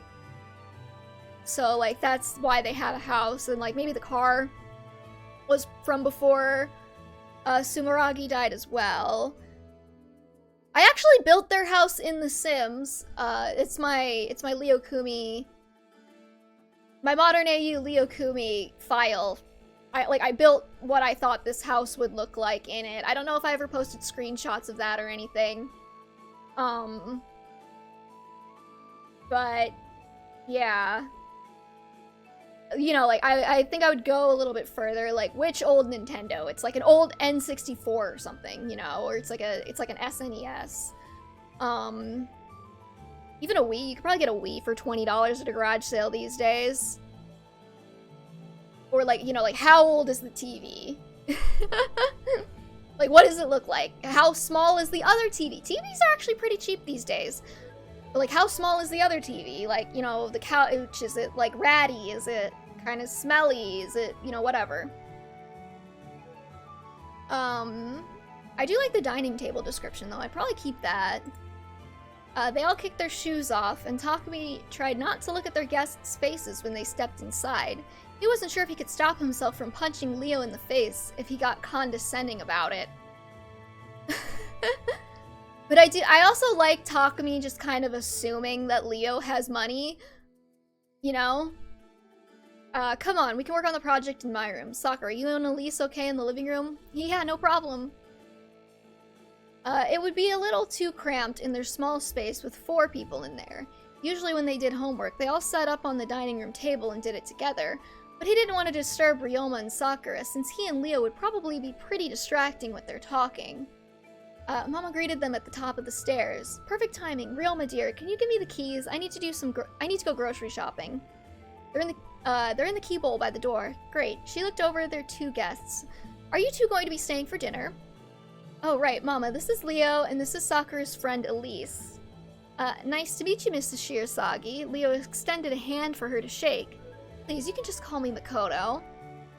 I don't know how long Leo and I will be working on our project, but Elise will definitely be here for dinner. Didn't even ask Makoto if she could stay the night. I mean, I said, like, that seems like the kind of chill energy Makoto would have. They would just show up and she'd be like, oh, okay. But still. Alright, I'll buy a little extra then. That went without saying, though. Mama always bought extra for guests. She grabbed the keys and headed out, and Takumi led Leo down the hall to his room. Takumi, Ryoma called out to him from the living room. What? Leave the door open. Ryoma. He could feel his face heating up. Gods, like he would ever do anything with this guy. He left the door open anyways, mostly because it was better than having Ryoma randomly barge in and, quote, need something, like he always did if Takumi shut the door. There wasn't a whole lot of room to spread out. Most of the space was taken up by 2 twin beds. The room was about 10 feet wide, and there was about 4 feet of open space between the beds. Wow, I was, like, really into the dimensions, though. I can't describe, like, their couch maybe being ratty, but you better bet that their room is a certain size. How did I even do this? Did I, like, measure a room in my house or something? 10 feet for a room seems, like, really small. I mean, it's supposed to be a small house, but you know. They each had their own nightstand, and there was a dresser shoved in the closet. It was a pretty wide closet, but they had to share. 3 of the 4 dresser drawers belonged to him, but 2/3 of the closet belonged to Sakura because she owned so many dresses. All in all, it was pretty obvious what belonged to whom in the room. Sakura had a lot of decor of her namesake. Her lampshade and bedspread both featured cherry blossom patterns, and she had a variety of little baubles, including a glass cherry blossom tree that Mama had made for her by hand. She also had a few canvases hanging from the walls with several different designs, one of which featured cherry blossoms once again. Most of it wasn't her choice, it was just what people bought her for birthdays and Christmas. It was a good thing she liked pink. This part, actually. A little glass cherry blossom tree that Mama made for her by hand. That actually is, something that my mother does as a hobby. I think I just found out about it when I was writing this, but my mom used to, make bonsai, like, fake bonsai trees out of, like, glass stones and, like, gemstones. Like, she had, like, a whole kit for it. With, like, wires and things that you would twist around and, like, add the stones to. It's actually really cool. We have a couple of them still. Dante keeps trying to eat them, but I think that's what I was thinking of when I was writing this. His side was a little plainer decor-wise. In addition to his bed and nightstand, he also had a bookshelf that was overflowing with books on history and philosophy. There were so many that he'd begun stacking them on top of the shelf as well. On top of those books was an old shogi board that, an old shogi board was perched, just in case any of his siblings ever wanted to play with him again. They had a few other board games on the top shelf of the closet. Sometimes they had game nights on the weekends, but for the most part, they went untouched. His bow and a quiver full of arrows were currently leaning in the space between the nightstands. He didn't really have anywhere else for it, since his kendo equipment... Oh, I guess I did add the archery and kendo thing into this fic. He didn't really have anywhere else for it, since his kendo equipment was underneath the bed and there was no more room in the closet. Sorry, it's not very big. He dropped his backpack on his bed and pulled out his laptop. I remember I had Chromebooks at this time too. I fucking hate Chromebooks now, by the way.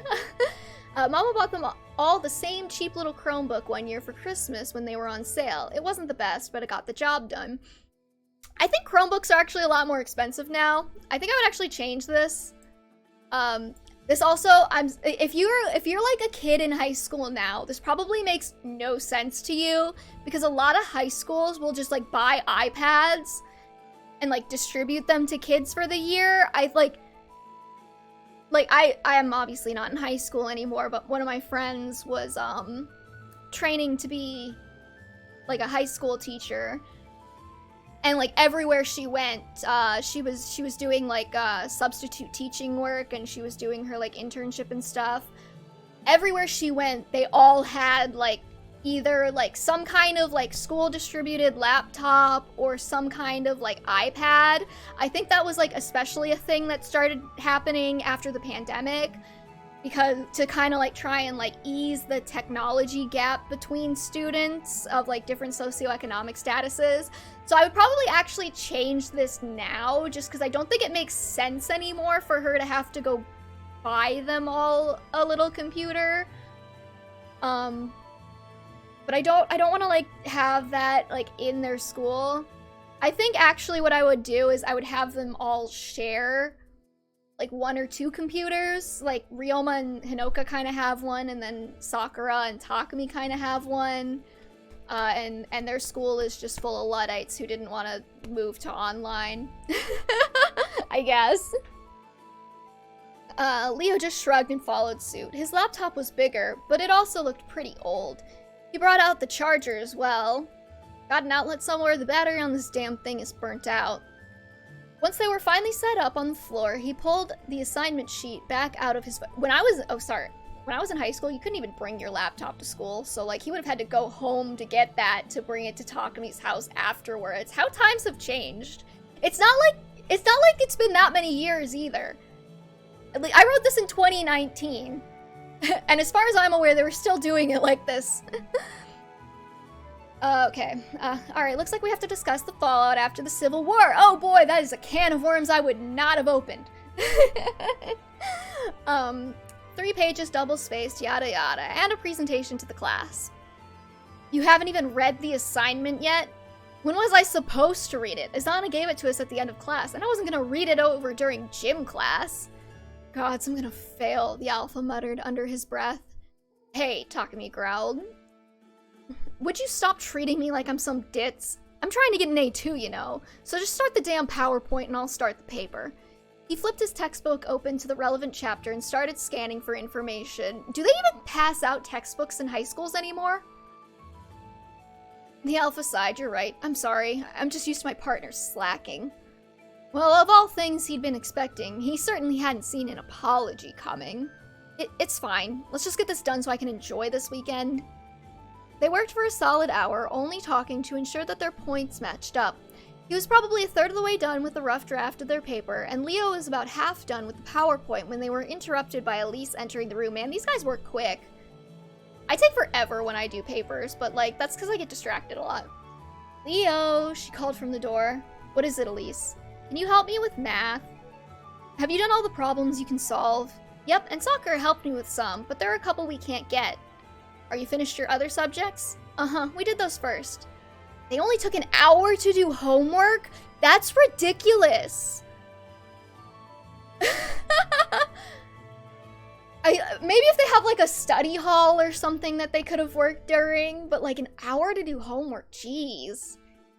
Y'all are quick. Uh-huh, we did those first. Alright, I'll come help you in a few minutes. Okay, she skipped back down the hall and sat with soccer at the dining room table. I mean, even when I was in high school, the policy was like something ridiculous. It was like however much work outside of class for every hour in class or whatever. So it was like 30 minutes of work outside of class for every hour in class. So like you had like a minimum of 2 hours of homework like every day. Like there's no way these girls got this done in an hour. I'm sorry, I would change that. Okay, she skipped back down the hall and sat with soccer at the dining room table. Leo shut his laptop and shoved his books back into his backpack. I thought you wanted to get this project done. The blonde rolled his eyes. He was just now noticing, but had they always been that color? Or was the dim light in his room playing tricks on his eyes? He hadn't really been paying attention, but he swore he would have remembered such vivid red eyes. Takumi is having the crisis I had last weekend over Leo's eyes, where they look brown in some cutscenes and red in others. I mentioned, this has been haunting me for years. The color of his eyes has been haunting me for years. This is exactly why I start projects when they're assigned. We don't have to do it all today. He left his things on the floor of Takumi's room and headed back into the main living area. Takumi had managed to get all of his homework done in class today. He was pretty bored in geometry, so he usually did the homework as he was taking notes. Plus, with 90-minute classes, their teacher usually gave them half of that time for homework. His language class usually made it a point not to assign any homework, and their history class assigned the project in lieu of any real homework. So he decided to take his laptop out into the living room and start picking out a movie for tonight. Ryoma had disappeared to somewhere, probably over to Saizo's house to hang out. Oh, I guess Ryoma and Saizo are friends here. It's silly, but that part reminds me of a scene from Death Note. Light helps his little sister with math, and you know Light and Leo have the same— They do? I did not know that! It's been forever. Wait, in Japanese? Japanese VA, not like English VA. I feel like I would have remembered if he had the same English VA. Because I watched it dubbed. Interesting. Wait, Ryoma has disappeared? Yeah, he went over to Saizo's house to hang out, probably. I guess. I might have actually had him go to, like, sports practice or a club or something instead of just, like, over to Saizo's house. Well, his little brother is in the same room as an alpha? Yeah, that's true. Maybe he, no, Makoto isn't back yet because she brought the groceries. She was going grocery shopping. I don't know. Maybe he figured that Takumi hated Leo enough that it was safe. Or maybe he's hiding in the basement, lurking, waiting for them to do something wrong. That's a Ryoma thing to do, right? He was actually currently stealing his good friend's Netflix, and with October on the horizon, most of the queue was horror movies. It was just easier to stay logged in since they usually hung out at his house. Hinata didn't usually mind. Why did I describe Hinata as his good friend here? Like, we know that already. Hinata doesn't usually mind, as long as he didn't hog it or remove things from his list. Did I write this before Netflix, like, rolled out, like, having multiple profiles, or did I just not know about it at the time?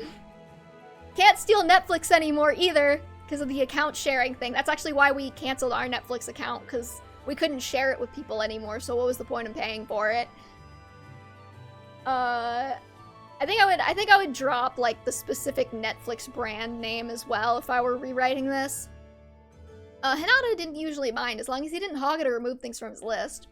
At least in Sakura really only had 2 math problems they couldn't get on their own, and once Leo walked them through the first one, they didn't even need help on the second. He got the sense that this was something Leo did a lot, and he'd be lying if he said he wasn't impressed by it. Maybe he wasn't as stuck up as everyone seemed to imply. You mean like you seem to imply? I think I would change this a little bit. I think Takumi needs a little bit more resistance before he starts giving Leo some credit. What if Leokumi decided to prank Ryoma by making suspicious noises? I have to go now. I hope to see the rest if you upload the video. Okay, Liz. Thanks for coming. I will probably upload the VOD of this in case I say something really embarrassing before we get to the end of this fic. Which we're about, like, a third of the way through at least, so who knows? Let's see here.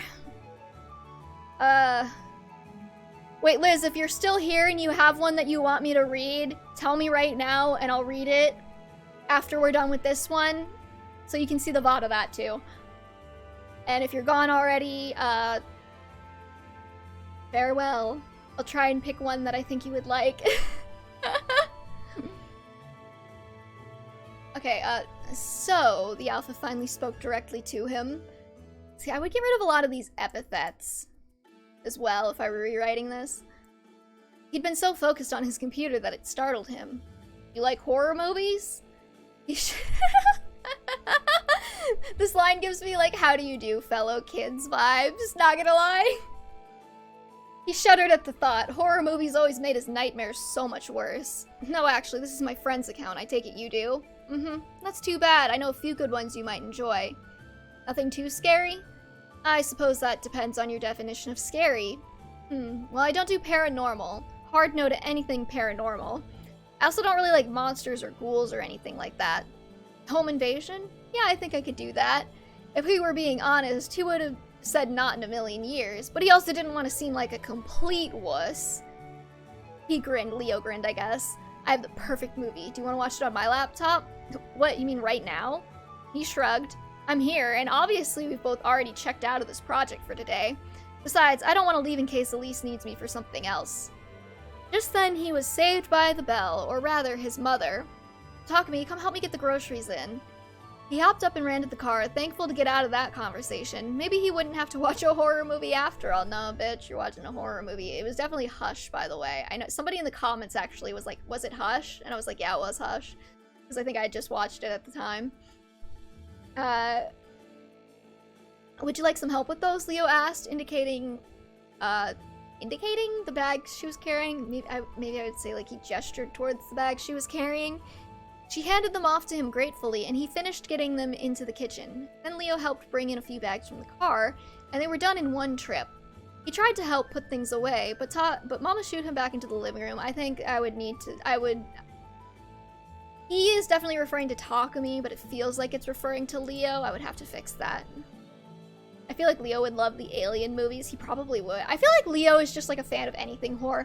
I feel like my aesthetic with ships, I've posted about this in the past, but my aesthetic with ships is like loves horror movies or is like absolutely shit scared by horror movies. It's like I feel like Leo loves the horror movies, Takumi hates the horror movies, Dimitri loves the horror movies, Dedu hates the horror movies. I think Felix hates the horror movies, but he like pretends like he likes them. And Sylvain likes the horror movies, but he pretends like he hates them. Yeah, Mama shooed him back out into the living room. Leo was standing by, waiting for him to get done. So how about it? I don't know if we have time for a movie. Mama, when's dinner? Oh, don't worry about it, sweetie. There's plenty of time for a movie. Fuck. Looks like he was doing this. Alright, sure. Sakura will probably want the basement so she can get ready for her sleepover, so we can watch it in my room.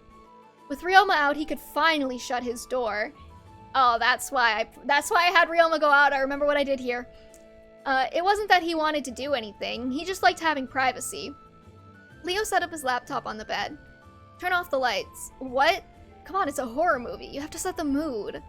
He flicked the lights off and sat down. He tried to keep a respectable distance, but it was hard when they were watching on a laptop. They had 3 or 4 inches between their shoulders at best. That actually seems like... I mean, that's not like super far away, but it's not super close either. I'd have them sit closer. It was a little weird if he was being honest. He'd never had an alpha on his bed unless it was Hinata or Oboro. He hadn't realized how weirdly intimate it was until he was sitting with the blonde. The blonde. The blonde! His heart was racing, though that was probably just from the movie. Though by the end of it, he was actually clinging to Leo's arm and hiding his face in the sleeve of the blonde's hoodie. The blonde again! Epithets. Like I said, I'd get rid of the epithets if I were rewriting this now.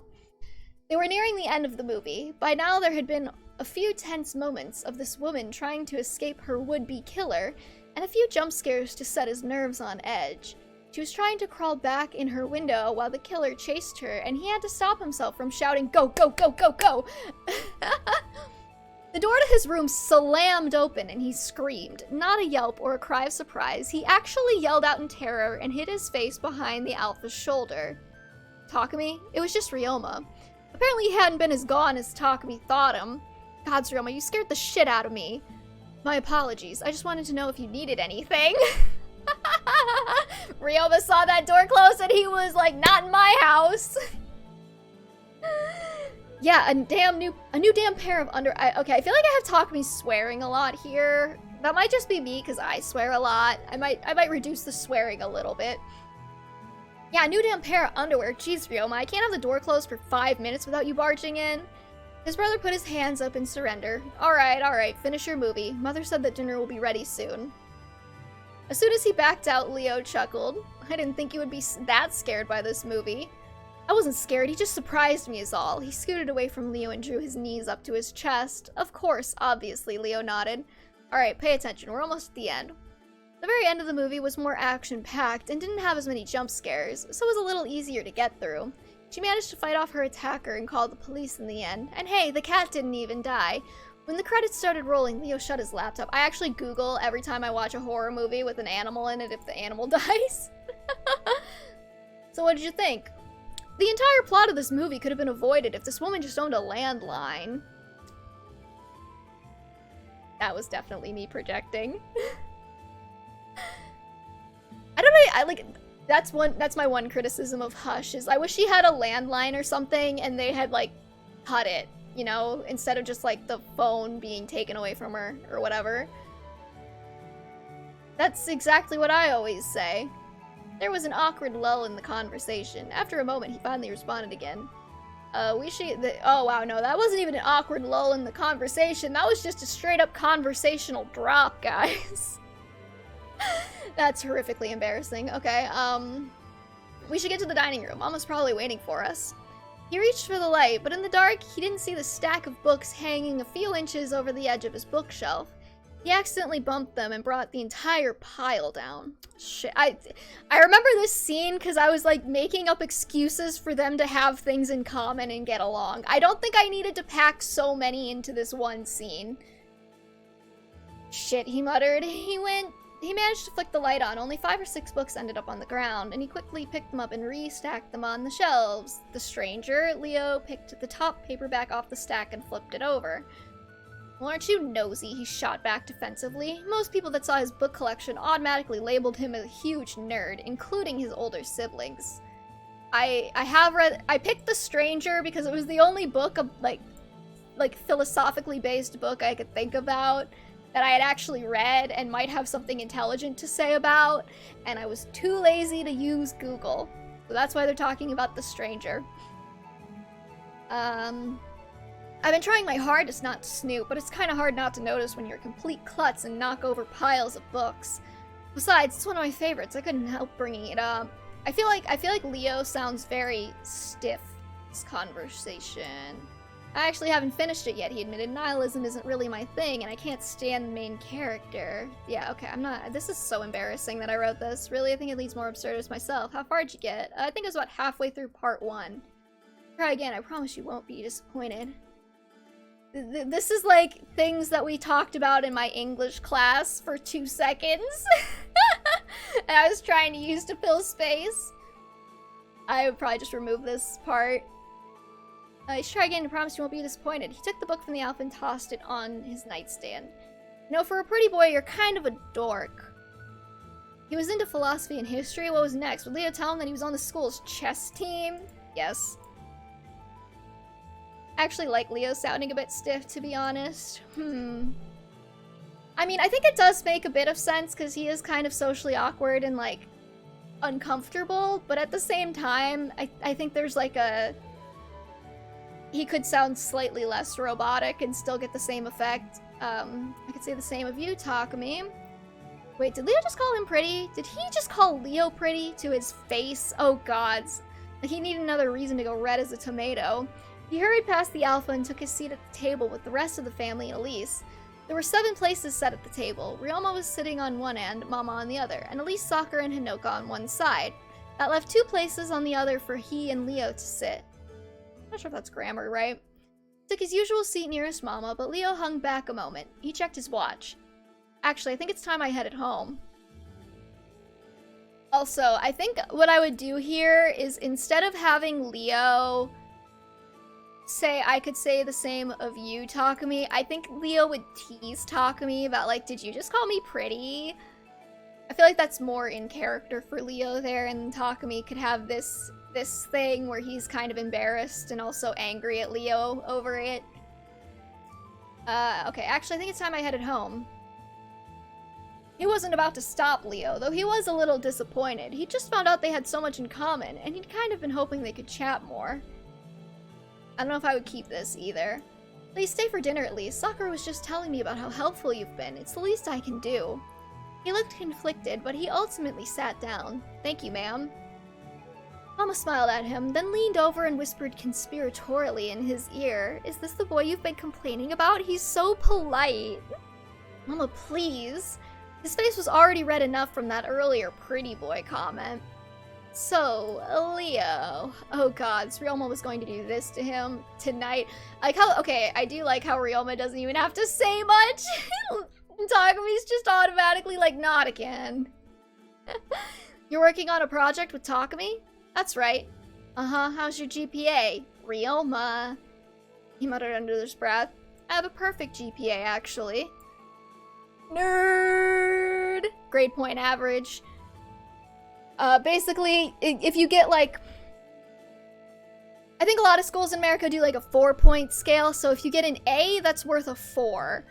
So if you get all A's, you have a perfect 4.0 GPA.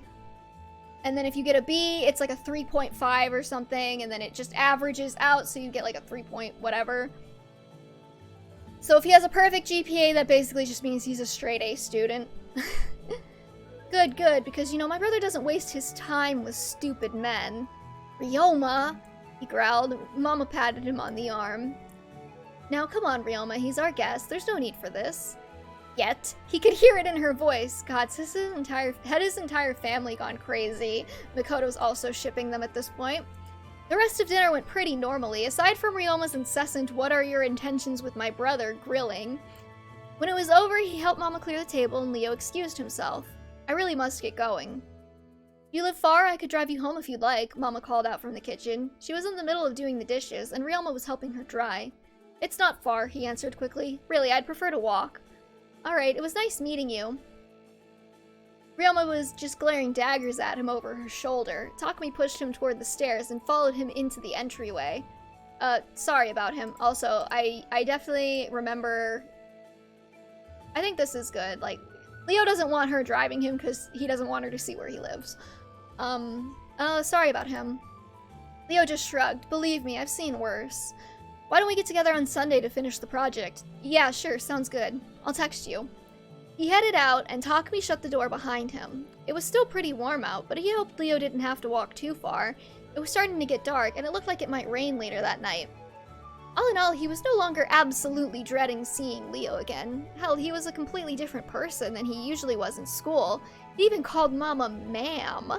He headed back upstairs to see if any more help was needed. Sakura and Elise had long since retreated into the basement to get things set up, and Hana and Effie would probably be here soon. Your friend seemed nice. Mama was just finishing up the dishes and wiping her hands on a nearby towel. I don't like him. Ryoma slammed a plate down in the cupboard a little harder than usual. He rolled his eyes. You don't have to like him, Ryoma. We're just doing a class project together. Besides, he hates me anyways. It was true. Just because he was polite didn't mean he liked Takumi. He was probably just minding his manners for once. Oh, I don't know about that, sweetie. You two seem to get on just fine. She had this glint in her eye. I told you, Mama, it's not like that. Good, Ryoma muttered under his breath. God, what a pain. He loved his brother, but he could be too overprotective sometimes. Heck, he still glared daggers at Hinata, and they'd been friends since they were 5. I'll be in my room if you need me. Spent the rest of the night watching dumb YouTube videos to try and shake the horror movie from his mind. Okay. I have things I would change in this scene. I think I would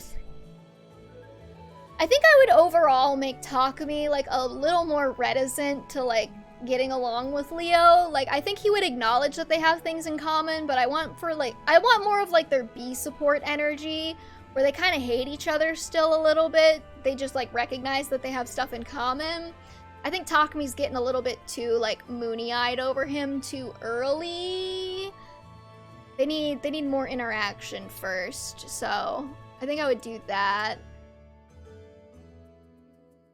And I think I would rework this conversation with him and Ryoma. I'm not sure how exactly, but you know. Okay. Take a drink of water.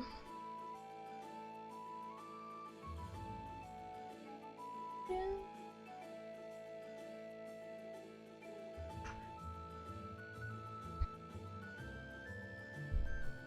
Saturday went by pretty uneventfully. He and Hinata went to kendo practice in the morning, and they spent the rest of the day bumming around the park while the weather was still warm. Then later that night, Oboro came over for the regular movie night. Hinata hooked his laptop into the TV and started flicking through the movies. He and Oboro were already sitting on the couch with a big bowl of popcorn between them. And the Switches can't even afford a Roku. So how did working on your project with Mr. Prissy Pants go yesterday? Actually, not terribly. It was actually kind of fun. Both of his friends stopped what they were doing and looked at him. Whoa, hold the fun. You had fun with Leo? I mean, look, he was still kind of a dick, but I don't know. We have a lot in common, and he was actually really sweet with Mama and his sister. I feel like this is getting kind of redundant, this scene here. Hinata whistled. Well, looks like it's the end of the world, everybody. Oboro, do you still have that zombie invasion action plan we wrote up? She shoved him. Who said it was going to be a zombie invasion? Who said it wasn't? He was thankful that they didn't push the subject, at least. Mama had been giving him that look ever since, and Ryoma kept pulling him aside to have the talk. Just the memory of it made him shudder. It's been a day. It's been a day. How many times has Ryoma had the talk with him in a day? Just the memory of it made him shudder. And he was glad Hinoka needed him for something before he could really get into it. I'm not sure what that means. I know you don't like them, but can we please watch a horror movie? I know a really good zombie flick now that you mention it, Hinata urged. Zombie movies, strangely enough, didn't really bother him. Maybe because he knew how unlikely a zombie apocalypse was, and most of the movies were pretty bad anyways. Fine, but no more until Halloween. He started playing the movie and sat down on the couch next to Oboro. They were only about 10 minutes in when he got distracted by a text from Leo. Hey, sorry, I'm not gonna be able to meet tomorrow. What? Why? Some family stuff came up. Sorry, can we talk about it more on Monday? Alright, just don't go taking my grade with your slacking.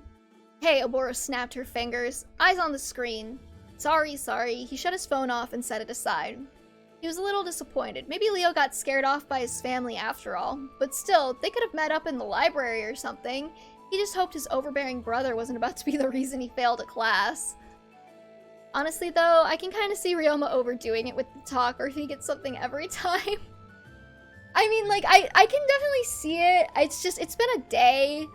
So maybe instead of, like, Ryoma kept pulling him aside for the talk, it would be more like Ryoma, you know, had pulled him aside for the talk and, like Hinoka had saved him or something like that. After a while, he started wondering what exactly came up to stop Leo from working on their project. Just 3 days ago, he'd been so insistent they get the project done immediately, but now he was delaying? I don't think this needs to be its own scene. Why did I make this its own scene? Though it didn't take him long to figure out what had happened. He walked into third period, and the first thing he noticed was the blonde in the second row. His left eye was swollen and bruised up. Takumi took his seat and set his backpack down. Geez, what happened? Oh, this? It's nothing. He brushed it off. He didn't seem interested in talking about it, so he dropped it. Whatever it wasn't pleasant. Did you want to get the rest of this project done today? I was thinking we could go to the library after school. Yeah, sure, sounds good. He couldn't pay attention for the rest of class. He knew it wasn't any of his business, but he couldn't help speculating. What the hell happened? Heck, he wouldn't be at all surprised if Ryoma hunted him down after he left their house. Not that it happened, but he could think of plenty of people that would want to punch Leo in the face. I don't know if I like that scene. Okay, a couple of things. First of all, I think it needs more detail. Second of all, I would definitely get rid of the, like, he could think of plenty of people who would punch Leo in the face. That seems kind of insensitive, Takumi. Third, I think, like, in my head, I think Leo would try and hide this stuff better. So I think he would actually, if I were to write this again, I would re-describe it as Leo having, like, a lot of makeup on his eye or something that Takumi notices, or, like, he didn't quite cover it very well. And so Takumi, like, notices that something happened, but it's not, like, necessarily immediately obvious to anybody who might be looking. I think that's the change I would make there. They decided to head to the library separately after school. Takumi arrived first. It was a pretty big library, and they had agreed to meet near the back. There was a section specifically designed for teens to hang around in. There were a few tables, some computers, and a couple of board games, TVs, and even a game console. He didn't usually come back to this section, but it was the most recognizable one, so he picked it on a whim. Leo has noticeable makeup because he borrowed Camilla's concealer and they don't have the same skin undertones, so it looks weird on Leo. That makes sense, yeah. I was also thinking that, like, usually if something like this happens, Camilla would help him with the makeup, but he had to do it on his own for some reason this time, so he didn't quite do it right. He was currently sitting at the chess table they had back there. They didn't really have anything to do until Leo got there, and his phone was running low on battery, so he was absent-mindedly moving the pieces around. There wasn't really anyone else around, so he perked up immediately when Leo came in. The alpha nodded at the board. You play? Oh gods, you are a chess nerd. I knew it. Leo shrugged and dropped his backpack on the ground next to his chair. My father used to play with me when I was a kid. That's nice. Yeah, it was. So do you want to play a game? Sure, but I'm not that good. I prefer shogi. Shogi? Is that like chess? Yeah, a bit. Kind of pulling from their support there. Is on influencer brand trip. I mean, she's still in high school. I think she was just, like, doing something else that morning. As it turned out, Leo was quite good. He won pretty easily. And as much as he wanted to let his competitive spirit out, he pushed his chair out and moved to one of the tables. I feel like I want some more verbal sparring here between them. You don't want to play another game? Oh, believe me, I'm going to kick your ass in the future. But Mama wants me home for dinner, so we should probably work on the project. They managed to finish up their project over the next 2 hours of working. He finished the paper, Leo finished the PowerPoint, and then they swapped to proofread. He was pretty happy with the work overall, but he did veto some of Leo's color choices for the slides. Was I hinting at the colorblind Leo headcanon there? Interesting. I don't remember ever subscribing heavily to that headcanon. Oh, so I'm just gonna say it. Leo got the way easier part of this, unless he was helping do research as well. When they were done, he packed up his things, and Leo did the same. Would you like me to walk you home? I think Leo's supposed to be the one saying this. I would add a dialogue tag there to make it clear. He didn't live too far from the library. It was about halfway between their high school and his house. Altogether, it would be about a 15-minute walk from there to his house, but Mama and Ryoma wouldn't usually let him walk anywhere by himself. They lived in an okay neighborhood, but they definitely bordered on a bad part of town. Another 15 minutes of walking past his house, and there was nothing but ramshackle ranch houses and trailers. He'd originally planned to call up Ryoma or Hinoka to get a ride, but it was a nice day, and if he had Leo with him... Are you sure? I can get a ride. Don't worry about it, it's on my way. Yeah, sure. When I was writing this, I definitely, like...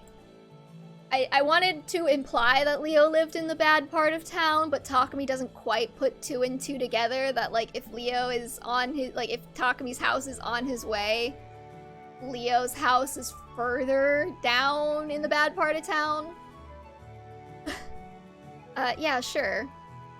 It would be nice to get some time to talk without his family or school projects getting in the way. He was vaguely aware of the fact that he was actually starting to like Leo. But hey, how couldn't he? It was like someone reached into his head, pulled out all his favorite things, and stuffed them into the body of a tall, pretty alpha. And those eyes, God, those piercing red eyes, it almost wasn't fair. Takumi's down bad. See, I feel like I want like Takumi to be a little more reticent by this point in the fic. He found out that they had even more in common on the walk home. His favorite food was beef stew, which was kind of like a soup, though it was second only in his heart to tomatoes. Takumi had brought up the subject accidentally, and Leo began rambling about them. When you bite into them, gods, it's divine. Well, hold up, you eat raw tomatoes? Yes, don't you? No, actually, I don't think anyone does. You're missing out. He scrunched up his nose. Gross. Leo gently nudged him as they walked. Hey, don't make fun. Someday I'm gonna have a garden full of just tomato plants, then you'll see. Takumi pushed him back just a little harder. Don't be such a weirdo then. I feel like I could have done better verbal sparring there. Those 15 minutes almost went by too fast, and before he knew it, they were standing at his front door.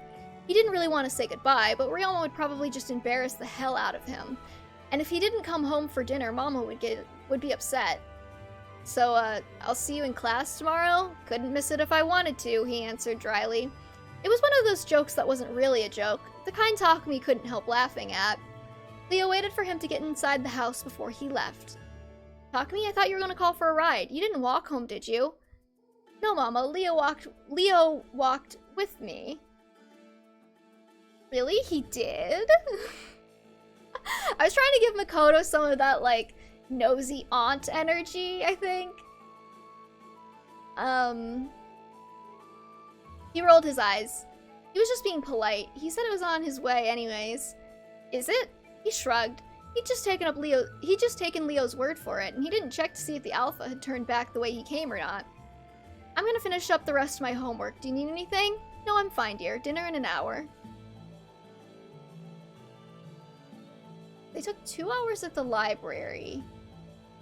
Let's assume school ends at 3, so it'd be 5? For like 6 or... Yeah, okay, that's a normal dinner time. Ryoma and Sakura had long since finished their homework, but Hinoka was still sitting at the dining room table when he put his backpack down. She'd probably just walked home from practice and taken a shower. Mom always made her take a shower before dinner so she didn't stink up the place. He loved Hinoka, but he didn't really get to spend that much time with her. Once she got to high school, most of her free time was spent either at practice or hanging out with her teammates.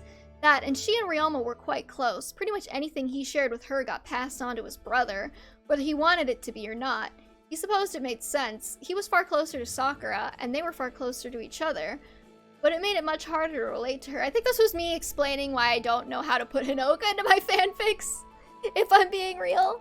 So, she opened up the conversation. Leo? Oh god, it's not you two. Hey, I'm not judging. I think it's great you're getting along. He's a good kid. He's 16, he's not a kid. And how would you know what he's like? He shrugged. Just the impression I got from him at dinner.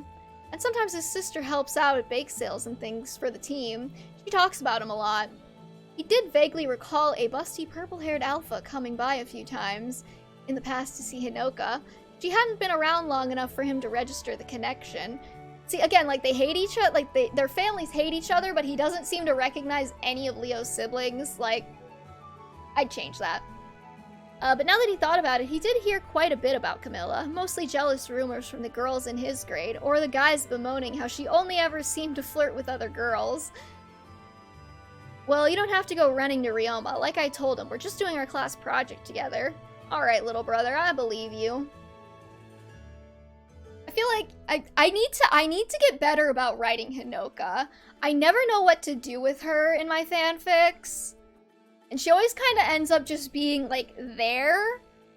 Because, like Ryoma's got, like, the overprotective big brother kind of clashing thing with Takumi, and Sakura's, like, Takumi's little sister / best friend, and Hinoka just kind of exists. Which, I mean, I guess matches with her role in the games, but you know.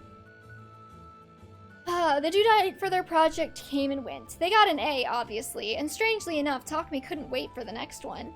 He and Leo worked well together, and it was nice having a project partner that didn't distract the hell out of him for once. In the meantime, they started spending more and more time together. In addition to his Saturday movie nights with Hinata and Oboro, he and Leo had a Friday movie night now to see like they only watch movies. Like, I would have them do something else together. I feel like I need a better transition into him and Leo like hanging out regularly outside of projects as well. He and Leo had a Friday movie night now too. Sometimes they watched them in his room, sometimes in the basement. They'd begun switching off between B-horror movies and terrible sci-fi flicks. Sometimes they didn't watch a movie at all, they just played video games or a board game, or just talked. It was a few days before Thanksgiving, so we're in November now. I think, again, I would also change this to be, like, less American, and I would get rid of, like, the direct reference to Thanksgiving as a concept. It was a few days before Thanksgiving, so they decided to have their movie night after school on that Tuesday instead. Though they'd never gotten around to picking a movie, his computer was lying a few feet away, HDMI cable plugged in and idling on the Netflix home screen. He was lying down on one end of the couch, knees bent, and Leo was on the other. Their legs were just barely close enough to touch. What do you guys do for Thanksgiving? See, again, dialogue tags, Takumi? I think Takumi's the one asking. Nothing, really. Really? Nothing? Father hates holidays. Your father sounds like a dick. The alpha snorted. You don't know the half of it. He'd been wondering for a while. Leo never talked about his family, or at least he didn't talk about his dad. Over the past few months, he'd been slowly piecing... I misspelled piecing. He'd been slowly piecing some things together, but the picture was still frustratingly incomplete. Hey, Leo? Yeah? You remember that black eye you had a few months ago? What about it? How did you get it? He immediately regretted asking. Leo sat up, and Takumi mirrored him. I'm sorry, you don't have to tell me if you don't want to. Leo just shrugged. Why bother hiding it? My father isn't exactly the most even-tempered guy. He kind of flipped his lid when Elise came home that Saturday morning, kept ranting about how she was whoring around with alphas. I guess he smelled your siblings on her. I tried to stop him from throwing her out. Oh, I'm sorry. Don't be. It is what it is. See, I don't know if I would have Leo go into this much detail if I were rewriting this. And like I feel like I haven't done the work to justify why Leo would be comfortable telling him that, I guess, as well. So I think I would go back and I would probably have more scenes between them of them getting to know each other and hanging out before this. Don't be, it is what it is. Takumi scooted closer to him. He didn't really know what to say, so he did what he always did when one of his siblings was upset. He hugged him. The alpha seemed surprised, but he didn't pull away. Leo smelled nice, like a forest on a sunny, warm day, like dirt and grass and honeysuckle. It was a lot to take in at once, and he was so warm, and his skin was so soft. Takumi, so down bad. Footsteps pounded down the stairs, and he pushed the alpha— see again, like, more with like the epithets. He pushed the alpha away quickly before Ryoma could see them. Leo scooted back quickly, and he turned to his computer screen so Ryoma wouldn't suspect anything. Are you two doing okay down here? Get out of here, Ryoma. Mama told you not to bug us. He was trying to hide his blushing face from his brother, but it was a losing battle. He might have been mistaken, but he thought he saw a small tint to Leo's cheeks, too. As long as the two of you are getting along. He gave Leo the "I hope you aren't fucking around down here" look before he went back upstairs. Gods, he was only 15. Why did Ryoma not trust him to keep his hormones in check? I feel like that's almost like... I feel like that's a sentence that disproves itself there, Takumi. He was 15! Why can't anybody expect him to keep his hormones in check? Like, because you're 15, you loser. Anyways, do you want to spend Thanksgiving here? I'm sure Mama won't mind. She always makes too much food. You don't have to be nice to me just because my father. It's not because of that. I would have invited you anyways. Jeez, who doesn't have a holiday celebration? I'll think about it, and thanks for the offer. Yeah, I want to do more legwork to have them, like, getting along before this, I think. I need more to justify it. He'd been friends with Hinata and Oboro for a long time. They were both alphas, but he'd never felt anything special for them. He'd never gotten butterflies in his stomach thinking about them, and he'd never spent hours going through his closet to find the right outfit before he saw them. But here he was, Thanksgiving morning, doing exactly that. Alright, Nightly. He tried to justify it. Well, we've never had guests before. At least no guests that weren't Hinata, Oboro, or one of his siblings' friends. But then wasn't Leo just one of his friends too? Mama was okay with him coming over, just like he knew she would be. Ryoma was less than thrilled, something about how he was too young to be dating. Whatever, he'd get over it. He and Leo weren't even dating, he wasn't even sure if the alpha liked him. He pulled at least 5 things out of the closet and laid them over the bed. He was staring at them hopelessly when Sakura came into the room. She was already dressed for the day in an oversized orange sweater dress and some plain black leggings. He even had a pair of matching orange slippers and a matching headband, and gods, he'd never envied girls for having so many cute clothing options. But he was right now. Are you trying to look good for Leo? Help. He'd never in a million years admit to crushing on someone to his older siblings, but Sakura was different. Just be yourself. I'm sure he likes you the way you are. Yeah, but I still want to look nice. But I also don't want to look like I'm trying to look nice, you know? He'd been wearing sweatpants and plain V-neck shirts the last couple of times they'd hung out. He couldn't help himself. It'd been Friday. That was his comfy day. Alright, let me see what I can do, she giggled. It wasn't too far off from what he'd normally wear, in the end. She pulled out one of his usual black V-necks, and I had Takumi wearing V-necks? Takumi seems like a crew neck kind of guy. And a pair of jeans, but she also managed to dig out an old button-down that he was pretty sure he'd gotten as a hand-me-down from Ryoma. The sleeves were a little long, so he just rolled them up to the elbows and left the front unbuttoned. Man, I do not know how to describe men's clothing. The only accessory he really owned was an extensive collection... the only accessory he really owned an extensive collection of was hair ribbons. Mama usually bought him the same thing for every birthday or Christmas, a book and a hair ribbon. He loved both, so he wasn't complaining. Sakura found a plain orange one to match the Thanksgiving theme, and he quickly tied his hair up with it. With all that sorted, they spent most of the rest of the day cooking with Mama, while Ryoma and Hinoka cleaned up.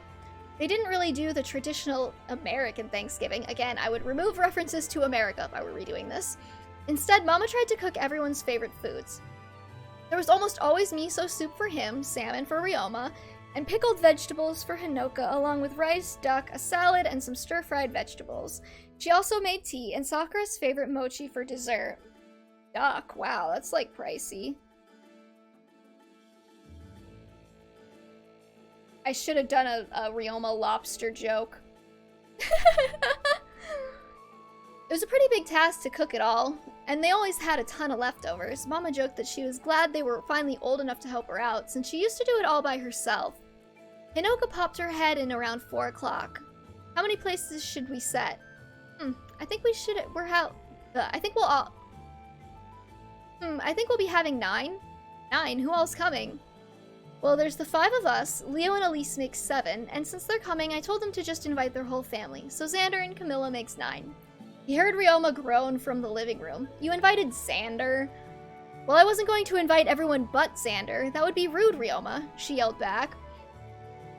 I guess Takumi here, he'd considered inviting Obora and Hinata as well, but Obora was traveling to visit family this year, and Hinata's parents were inviting over some relatives, so he had to be at home.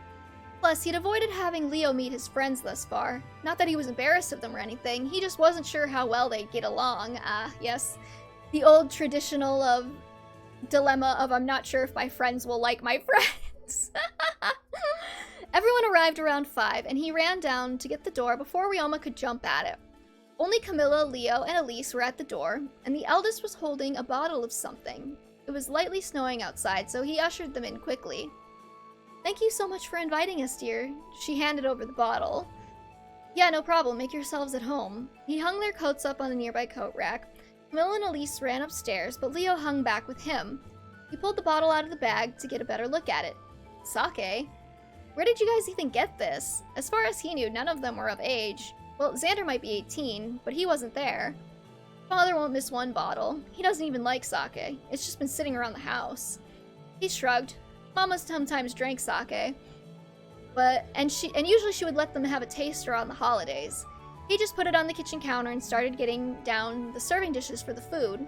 Mila wandered in a few minutes later. Is there anything at all I can help with? He'd never seen an alpha offer to help with the kitchen stuff, but there was a first time for everything. Ryoma and Hinoka would usually help out, but only if directly asked. Man, the sexism ingrained in this society, I forgot how hard I went on that. Oh, don't worry about it. You're a guest. Besides, we're almost done here. Just go take a seat. Dinner will be ready in a few minutes. I almost feel like this fanfic is too long, you know what I mean? I feel like it needs to be, like, I feel like I really should have, like, split this up into chapters. I think at the time I had another multi-chapter fic going, and I didn't want to have another multi-chapter fic on top of that. So I think that's why I did this all as, like, a one-shot, but, like, a 13K one-shot, it feels a little bit too long, almost. I wish I had split it up. I don't think it's flowing very well at this point. He caught a few snippets of conversation as he and Sakura carried dishes out to the table.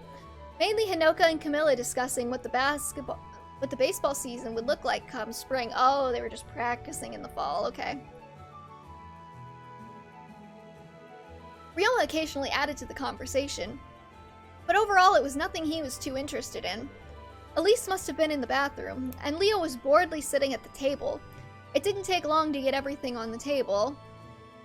Table, redundant. So when it was all ready, he took his usual seat next to Leo.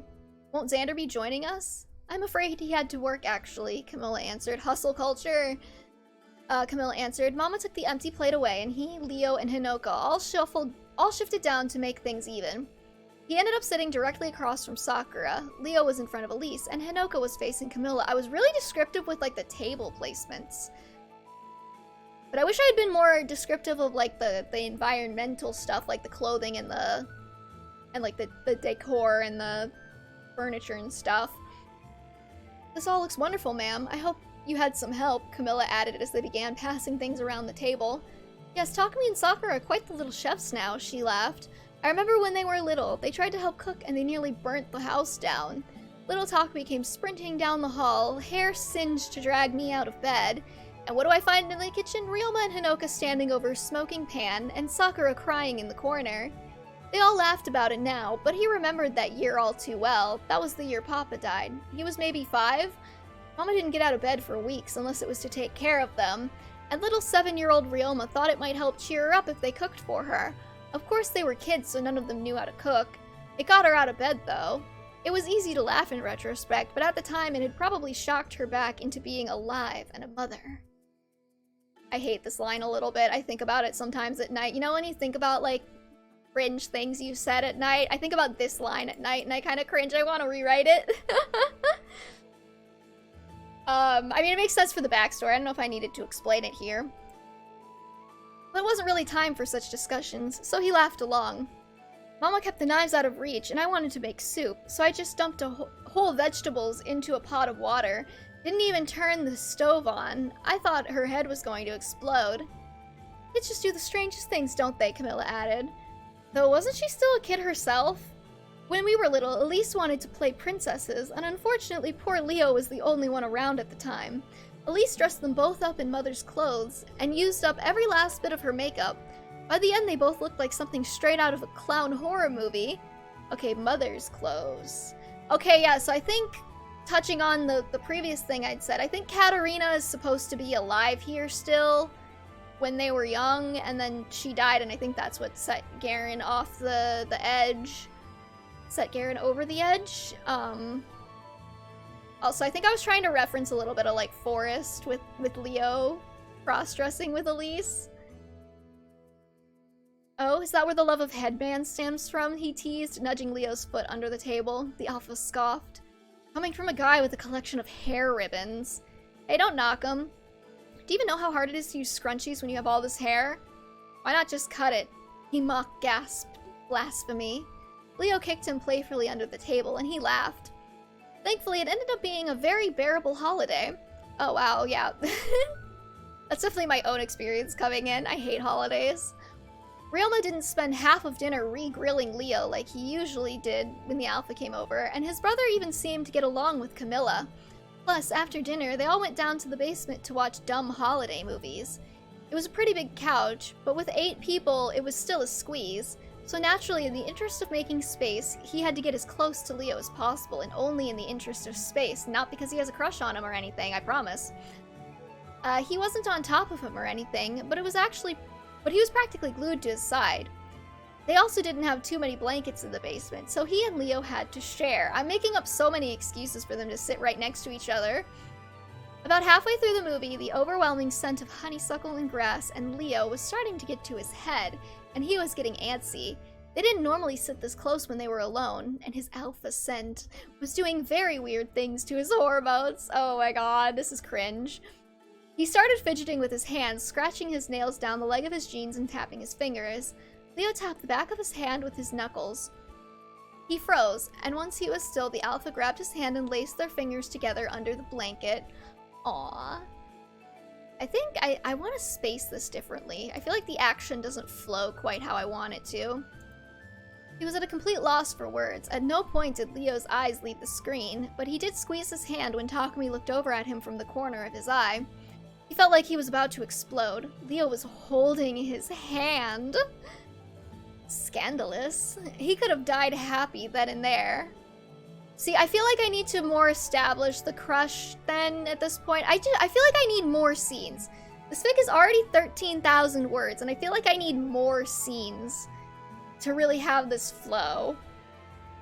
When they left, he was on top of the moon. Over the moon?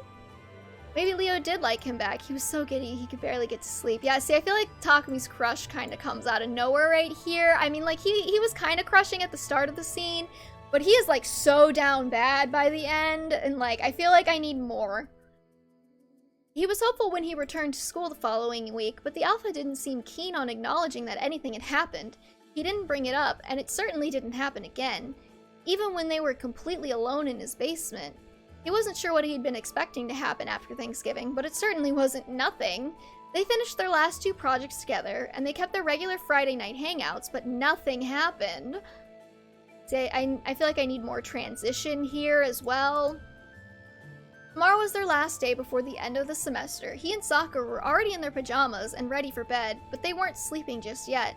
He was lying face down with his head buried in his pillow, and she was sitting on the end of his bed with him. I don't know, Sakura. Maybe I'm an idiot. I thought he liked me. Maybe he does. I mean, he did hold your hand. But that was a month ago. Why hasn't he done anything else? I thought he'd ask me out or try to kiss me or something, but he's acting like nothing happened. Why don't you ask him out then? Are you crazy? What if he said no? God, it'd be so embarrassing. Maybe he's just waiting until the end of the semester. He looked up from his pillow. She had a look to her that immediately set something off in his head. Sakura, do you know something? She giggled.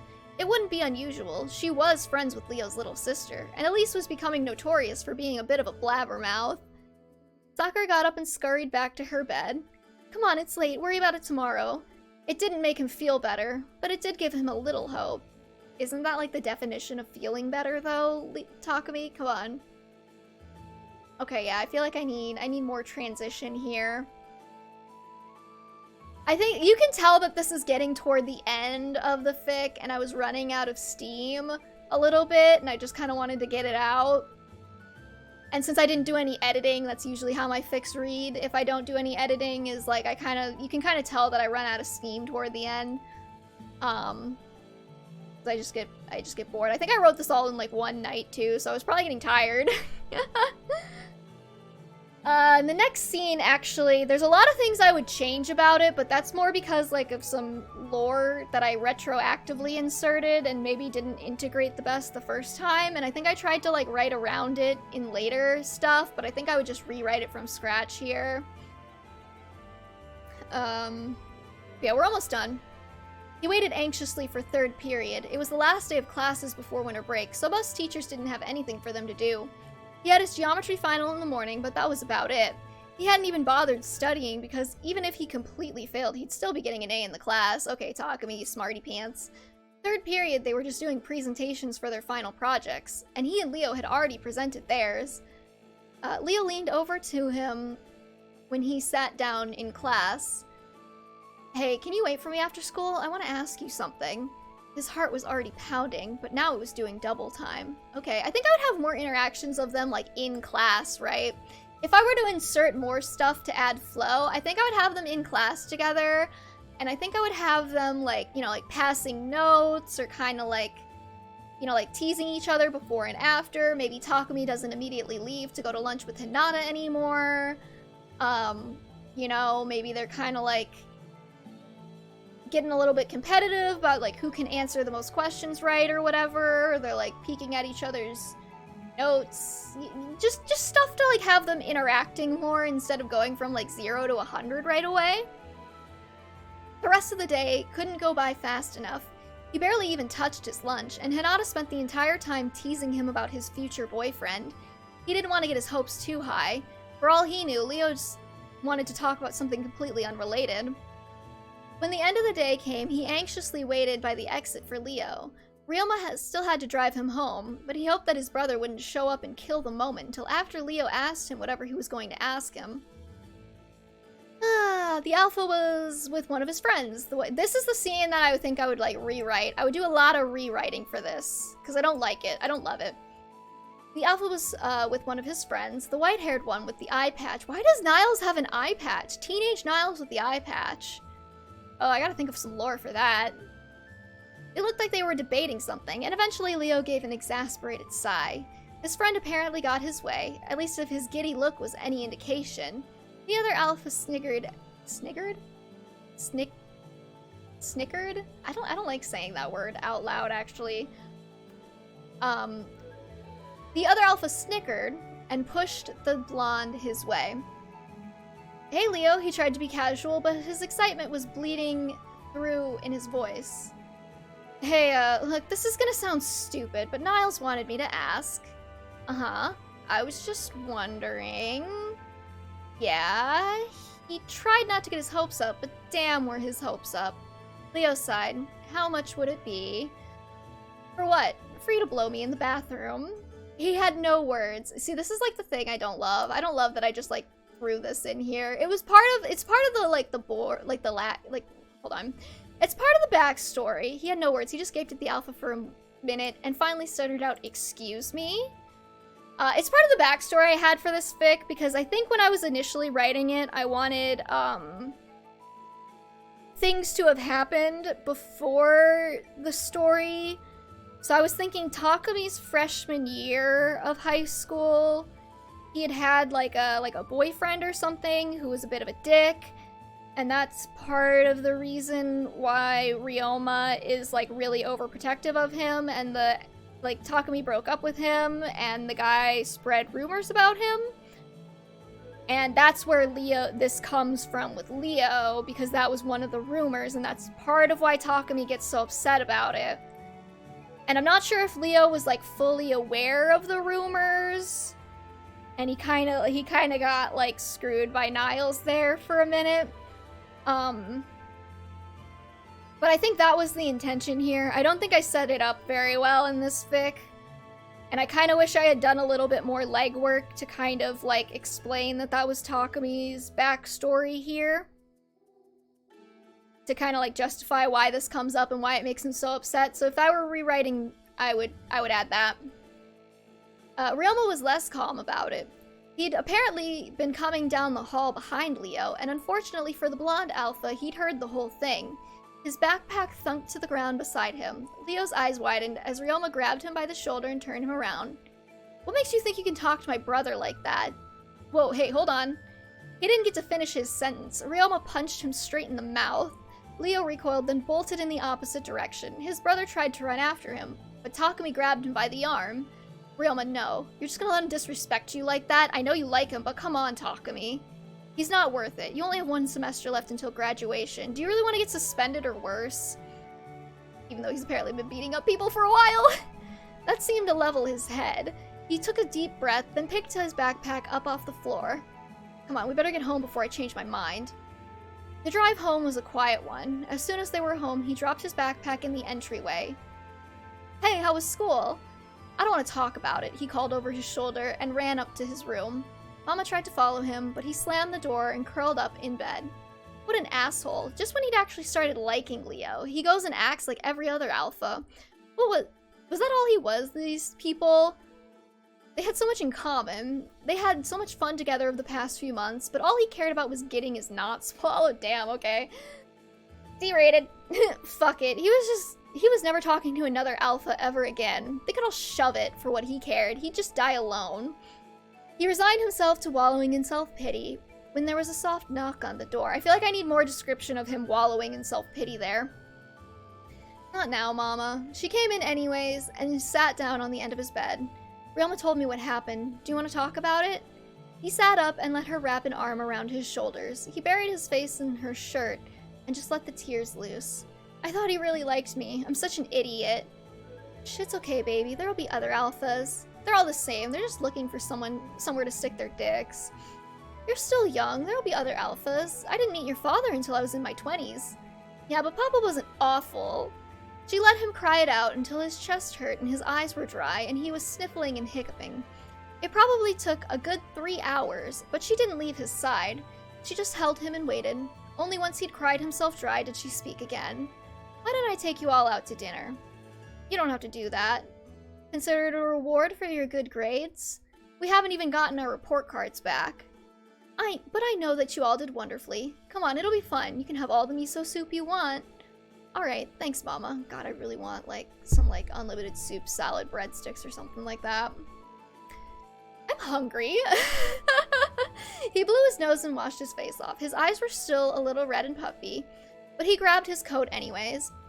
Everyone else was already ready to go. Ryoma must have filled them in too, because Sakura ran over and gave him a hug as soon as he got to the living room. I think I also want to make it clearer in the previous scene with Leo that, he was doing it, and then he was gonna ask Takumi out afterward, and he, didn't realize how upset it would make Takumi.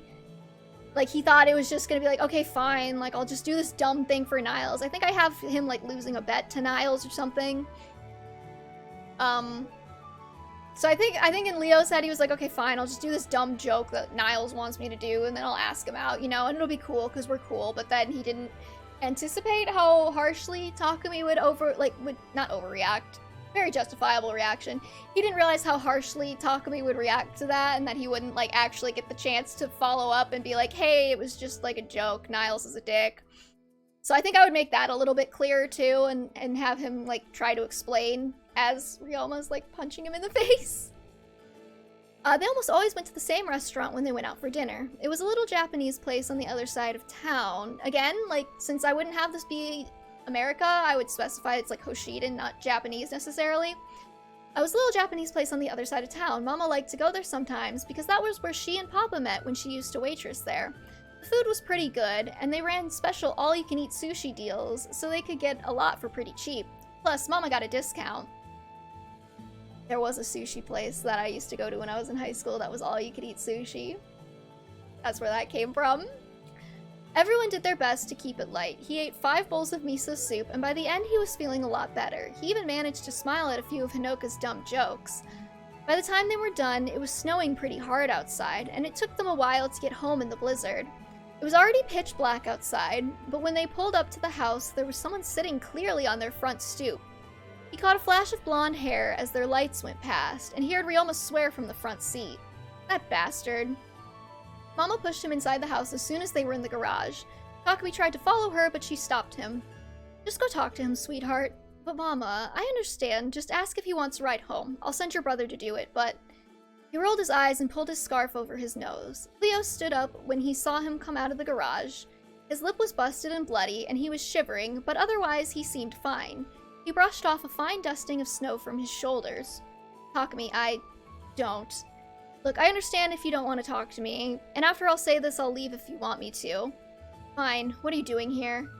I just wanted to say that I'm sorry. Sorry? Okay, also, I feel like I wanted to specify that Leo was, not really wearing a lot of winter clothes here. I think that was gonna be a thing. I'm imagining him sitting out, in the snow, in, below freezing temperatures, in, a hoodie, and, a hat, or something like that, you know? I just want to say I'm sorry. You're sorry? Yes. Why? Why would you say that to me in the first place? It was just a stupid dare. I was going to apologize afterwards, but your brother kind of decked me, and I wanted to avoid being beaten to a bloody pulp. He shook his head. You don't get it. It isn't funny. Do you know how many times I've had Alpha seriously say that kind of stuff to me? I'm sorry, I didn't realize that you would be so hurt by it. I thought it would just be a dumb, harmless joke. There's no excuse, and all I can do is apologize. He was shivering like crazy now, and his cheeks and nose were bright red. He must have been standing out there for a while. if he was in such a shape. He knew Alpha's ran a little warmer, but Leo's coat wasn't very thick to begin with, and he didn't have a hat, gloves, or scarf. Okay, so I did kind of retroactively add that, but I'd probably put that up toward the top more. He let out an exasperated sigh and grabbed the Alpha by the wrist. You're gonna freeze to death out here, come on. He dragged him into the house. Ryoma was already waiting for them in the foyer. What is he doing here? Don't start, Ryoma. Takumi pulled him into his room and swapped Leo's coat out for one of his thick wool blankets. He tossed his own coat and scarf aside and sat down next to the Alpha on the bed. Thank you. You look so pathetic out there. Leo chuckled. I must have just missed you. I've been waiting for an hour. An hour? It must have been 10 below out there. 10 below Fahrenheit, by the way. Not Celsius. Don't freak out. He bumped him with his shoulder. You're an idiot. Why didn't you just text me? Because I felt like an ass, and my father took my phone away when he saw the split lip. Still, it could have waited until tomorrow. You could have frozen to death. But I didn't. No, I guess you didn't. Leo shivered under the blanket. He pulled one half of the oversized blanket over his shoulder and scooted closer. Okay, Takumi did that. Gotta specify the pronouns. Leo's skin was cold to the touch, and now that they were in the light, he could see his lips had been turning a bit blue. His blonde hair was dripping as the snow melted off of it, but he rested his head on Leo's wet shoulder anyways. Takumi? Yeah? I wanted to ask you something too. I meant to ask you something after I completed Niall's stupid dare. His heart was beating out of his chest. What was it? I wanted to know if you would go out with me. The theater's doing some showings of old documentaries, and I thought you might want to go with me, but I understand if you don't want to after all this. You mean, like, on a date? Well, yes, that was the intention. He'd been waiting for this for months now, and in spite of the events of the day, he was still ecstatic. Swear you'll never talk to me like that again? For as long as I live. Leo didn't hesitate in his response, so neither did he. Alright, but you're on probation, and you're buying the popcorn to make it up to me. Of course, I am a gentleman after all. A gentleman that asks Omegas to choke on his dick. Not all Omegas, just the ones I like. He laughed in spite— That's the one I used for the summary? Damn, past me. He laughed in spite of himself. Well, good luck getting Ryoma to like you after that one. Baby steps, Takumi. Baby steps. And there's the end of that one. So yeah, there's a lot I would change. I think the primary thing I would do here is I would split it to a multi-chapter. I would have Leo... I would split it to a multi-chapter. I would have more scenes between Leo and Takumi, between, like, them hating each other and them getting together at the end there. And I would do... there's a lot of little changes I would make, but I don't know if I could go over all of them. So, yeah, there's the fic. Now, I didn't really have anything else planned, and this was a long one. It's like 2.5. We've been going for about almost 3 hours. So I don't think I'm gonna do anything else tonight. I think I'm just gonna go get dinner. But I did last night when I was preparing to do this. I actually... Hold on, I'm gonna mute this tab. Can I not mute the whole tab?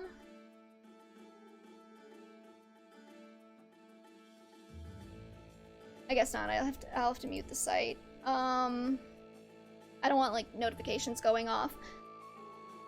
But I did actually, when I was doing stuff last night, I kind of got the idea that it would be fun to make a little fan art of them. I'm not very good at drawing, so, you know, keep that in mind.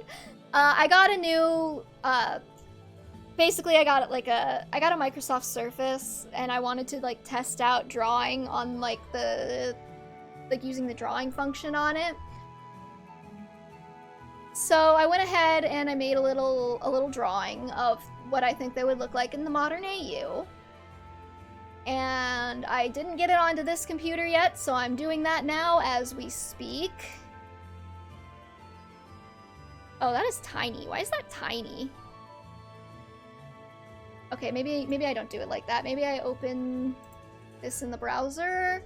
I sent it to somebody on Discord, so that's what I'm working with right now.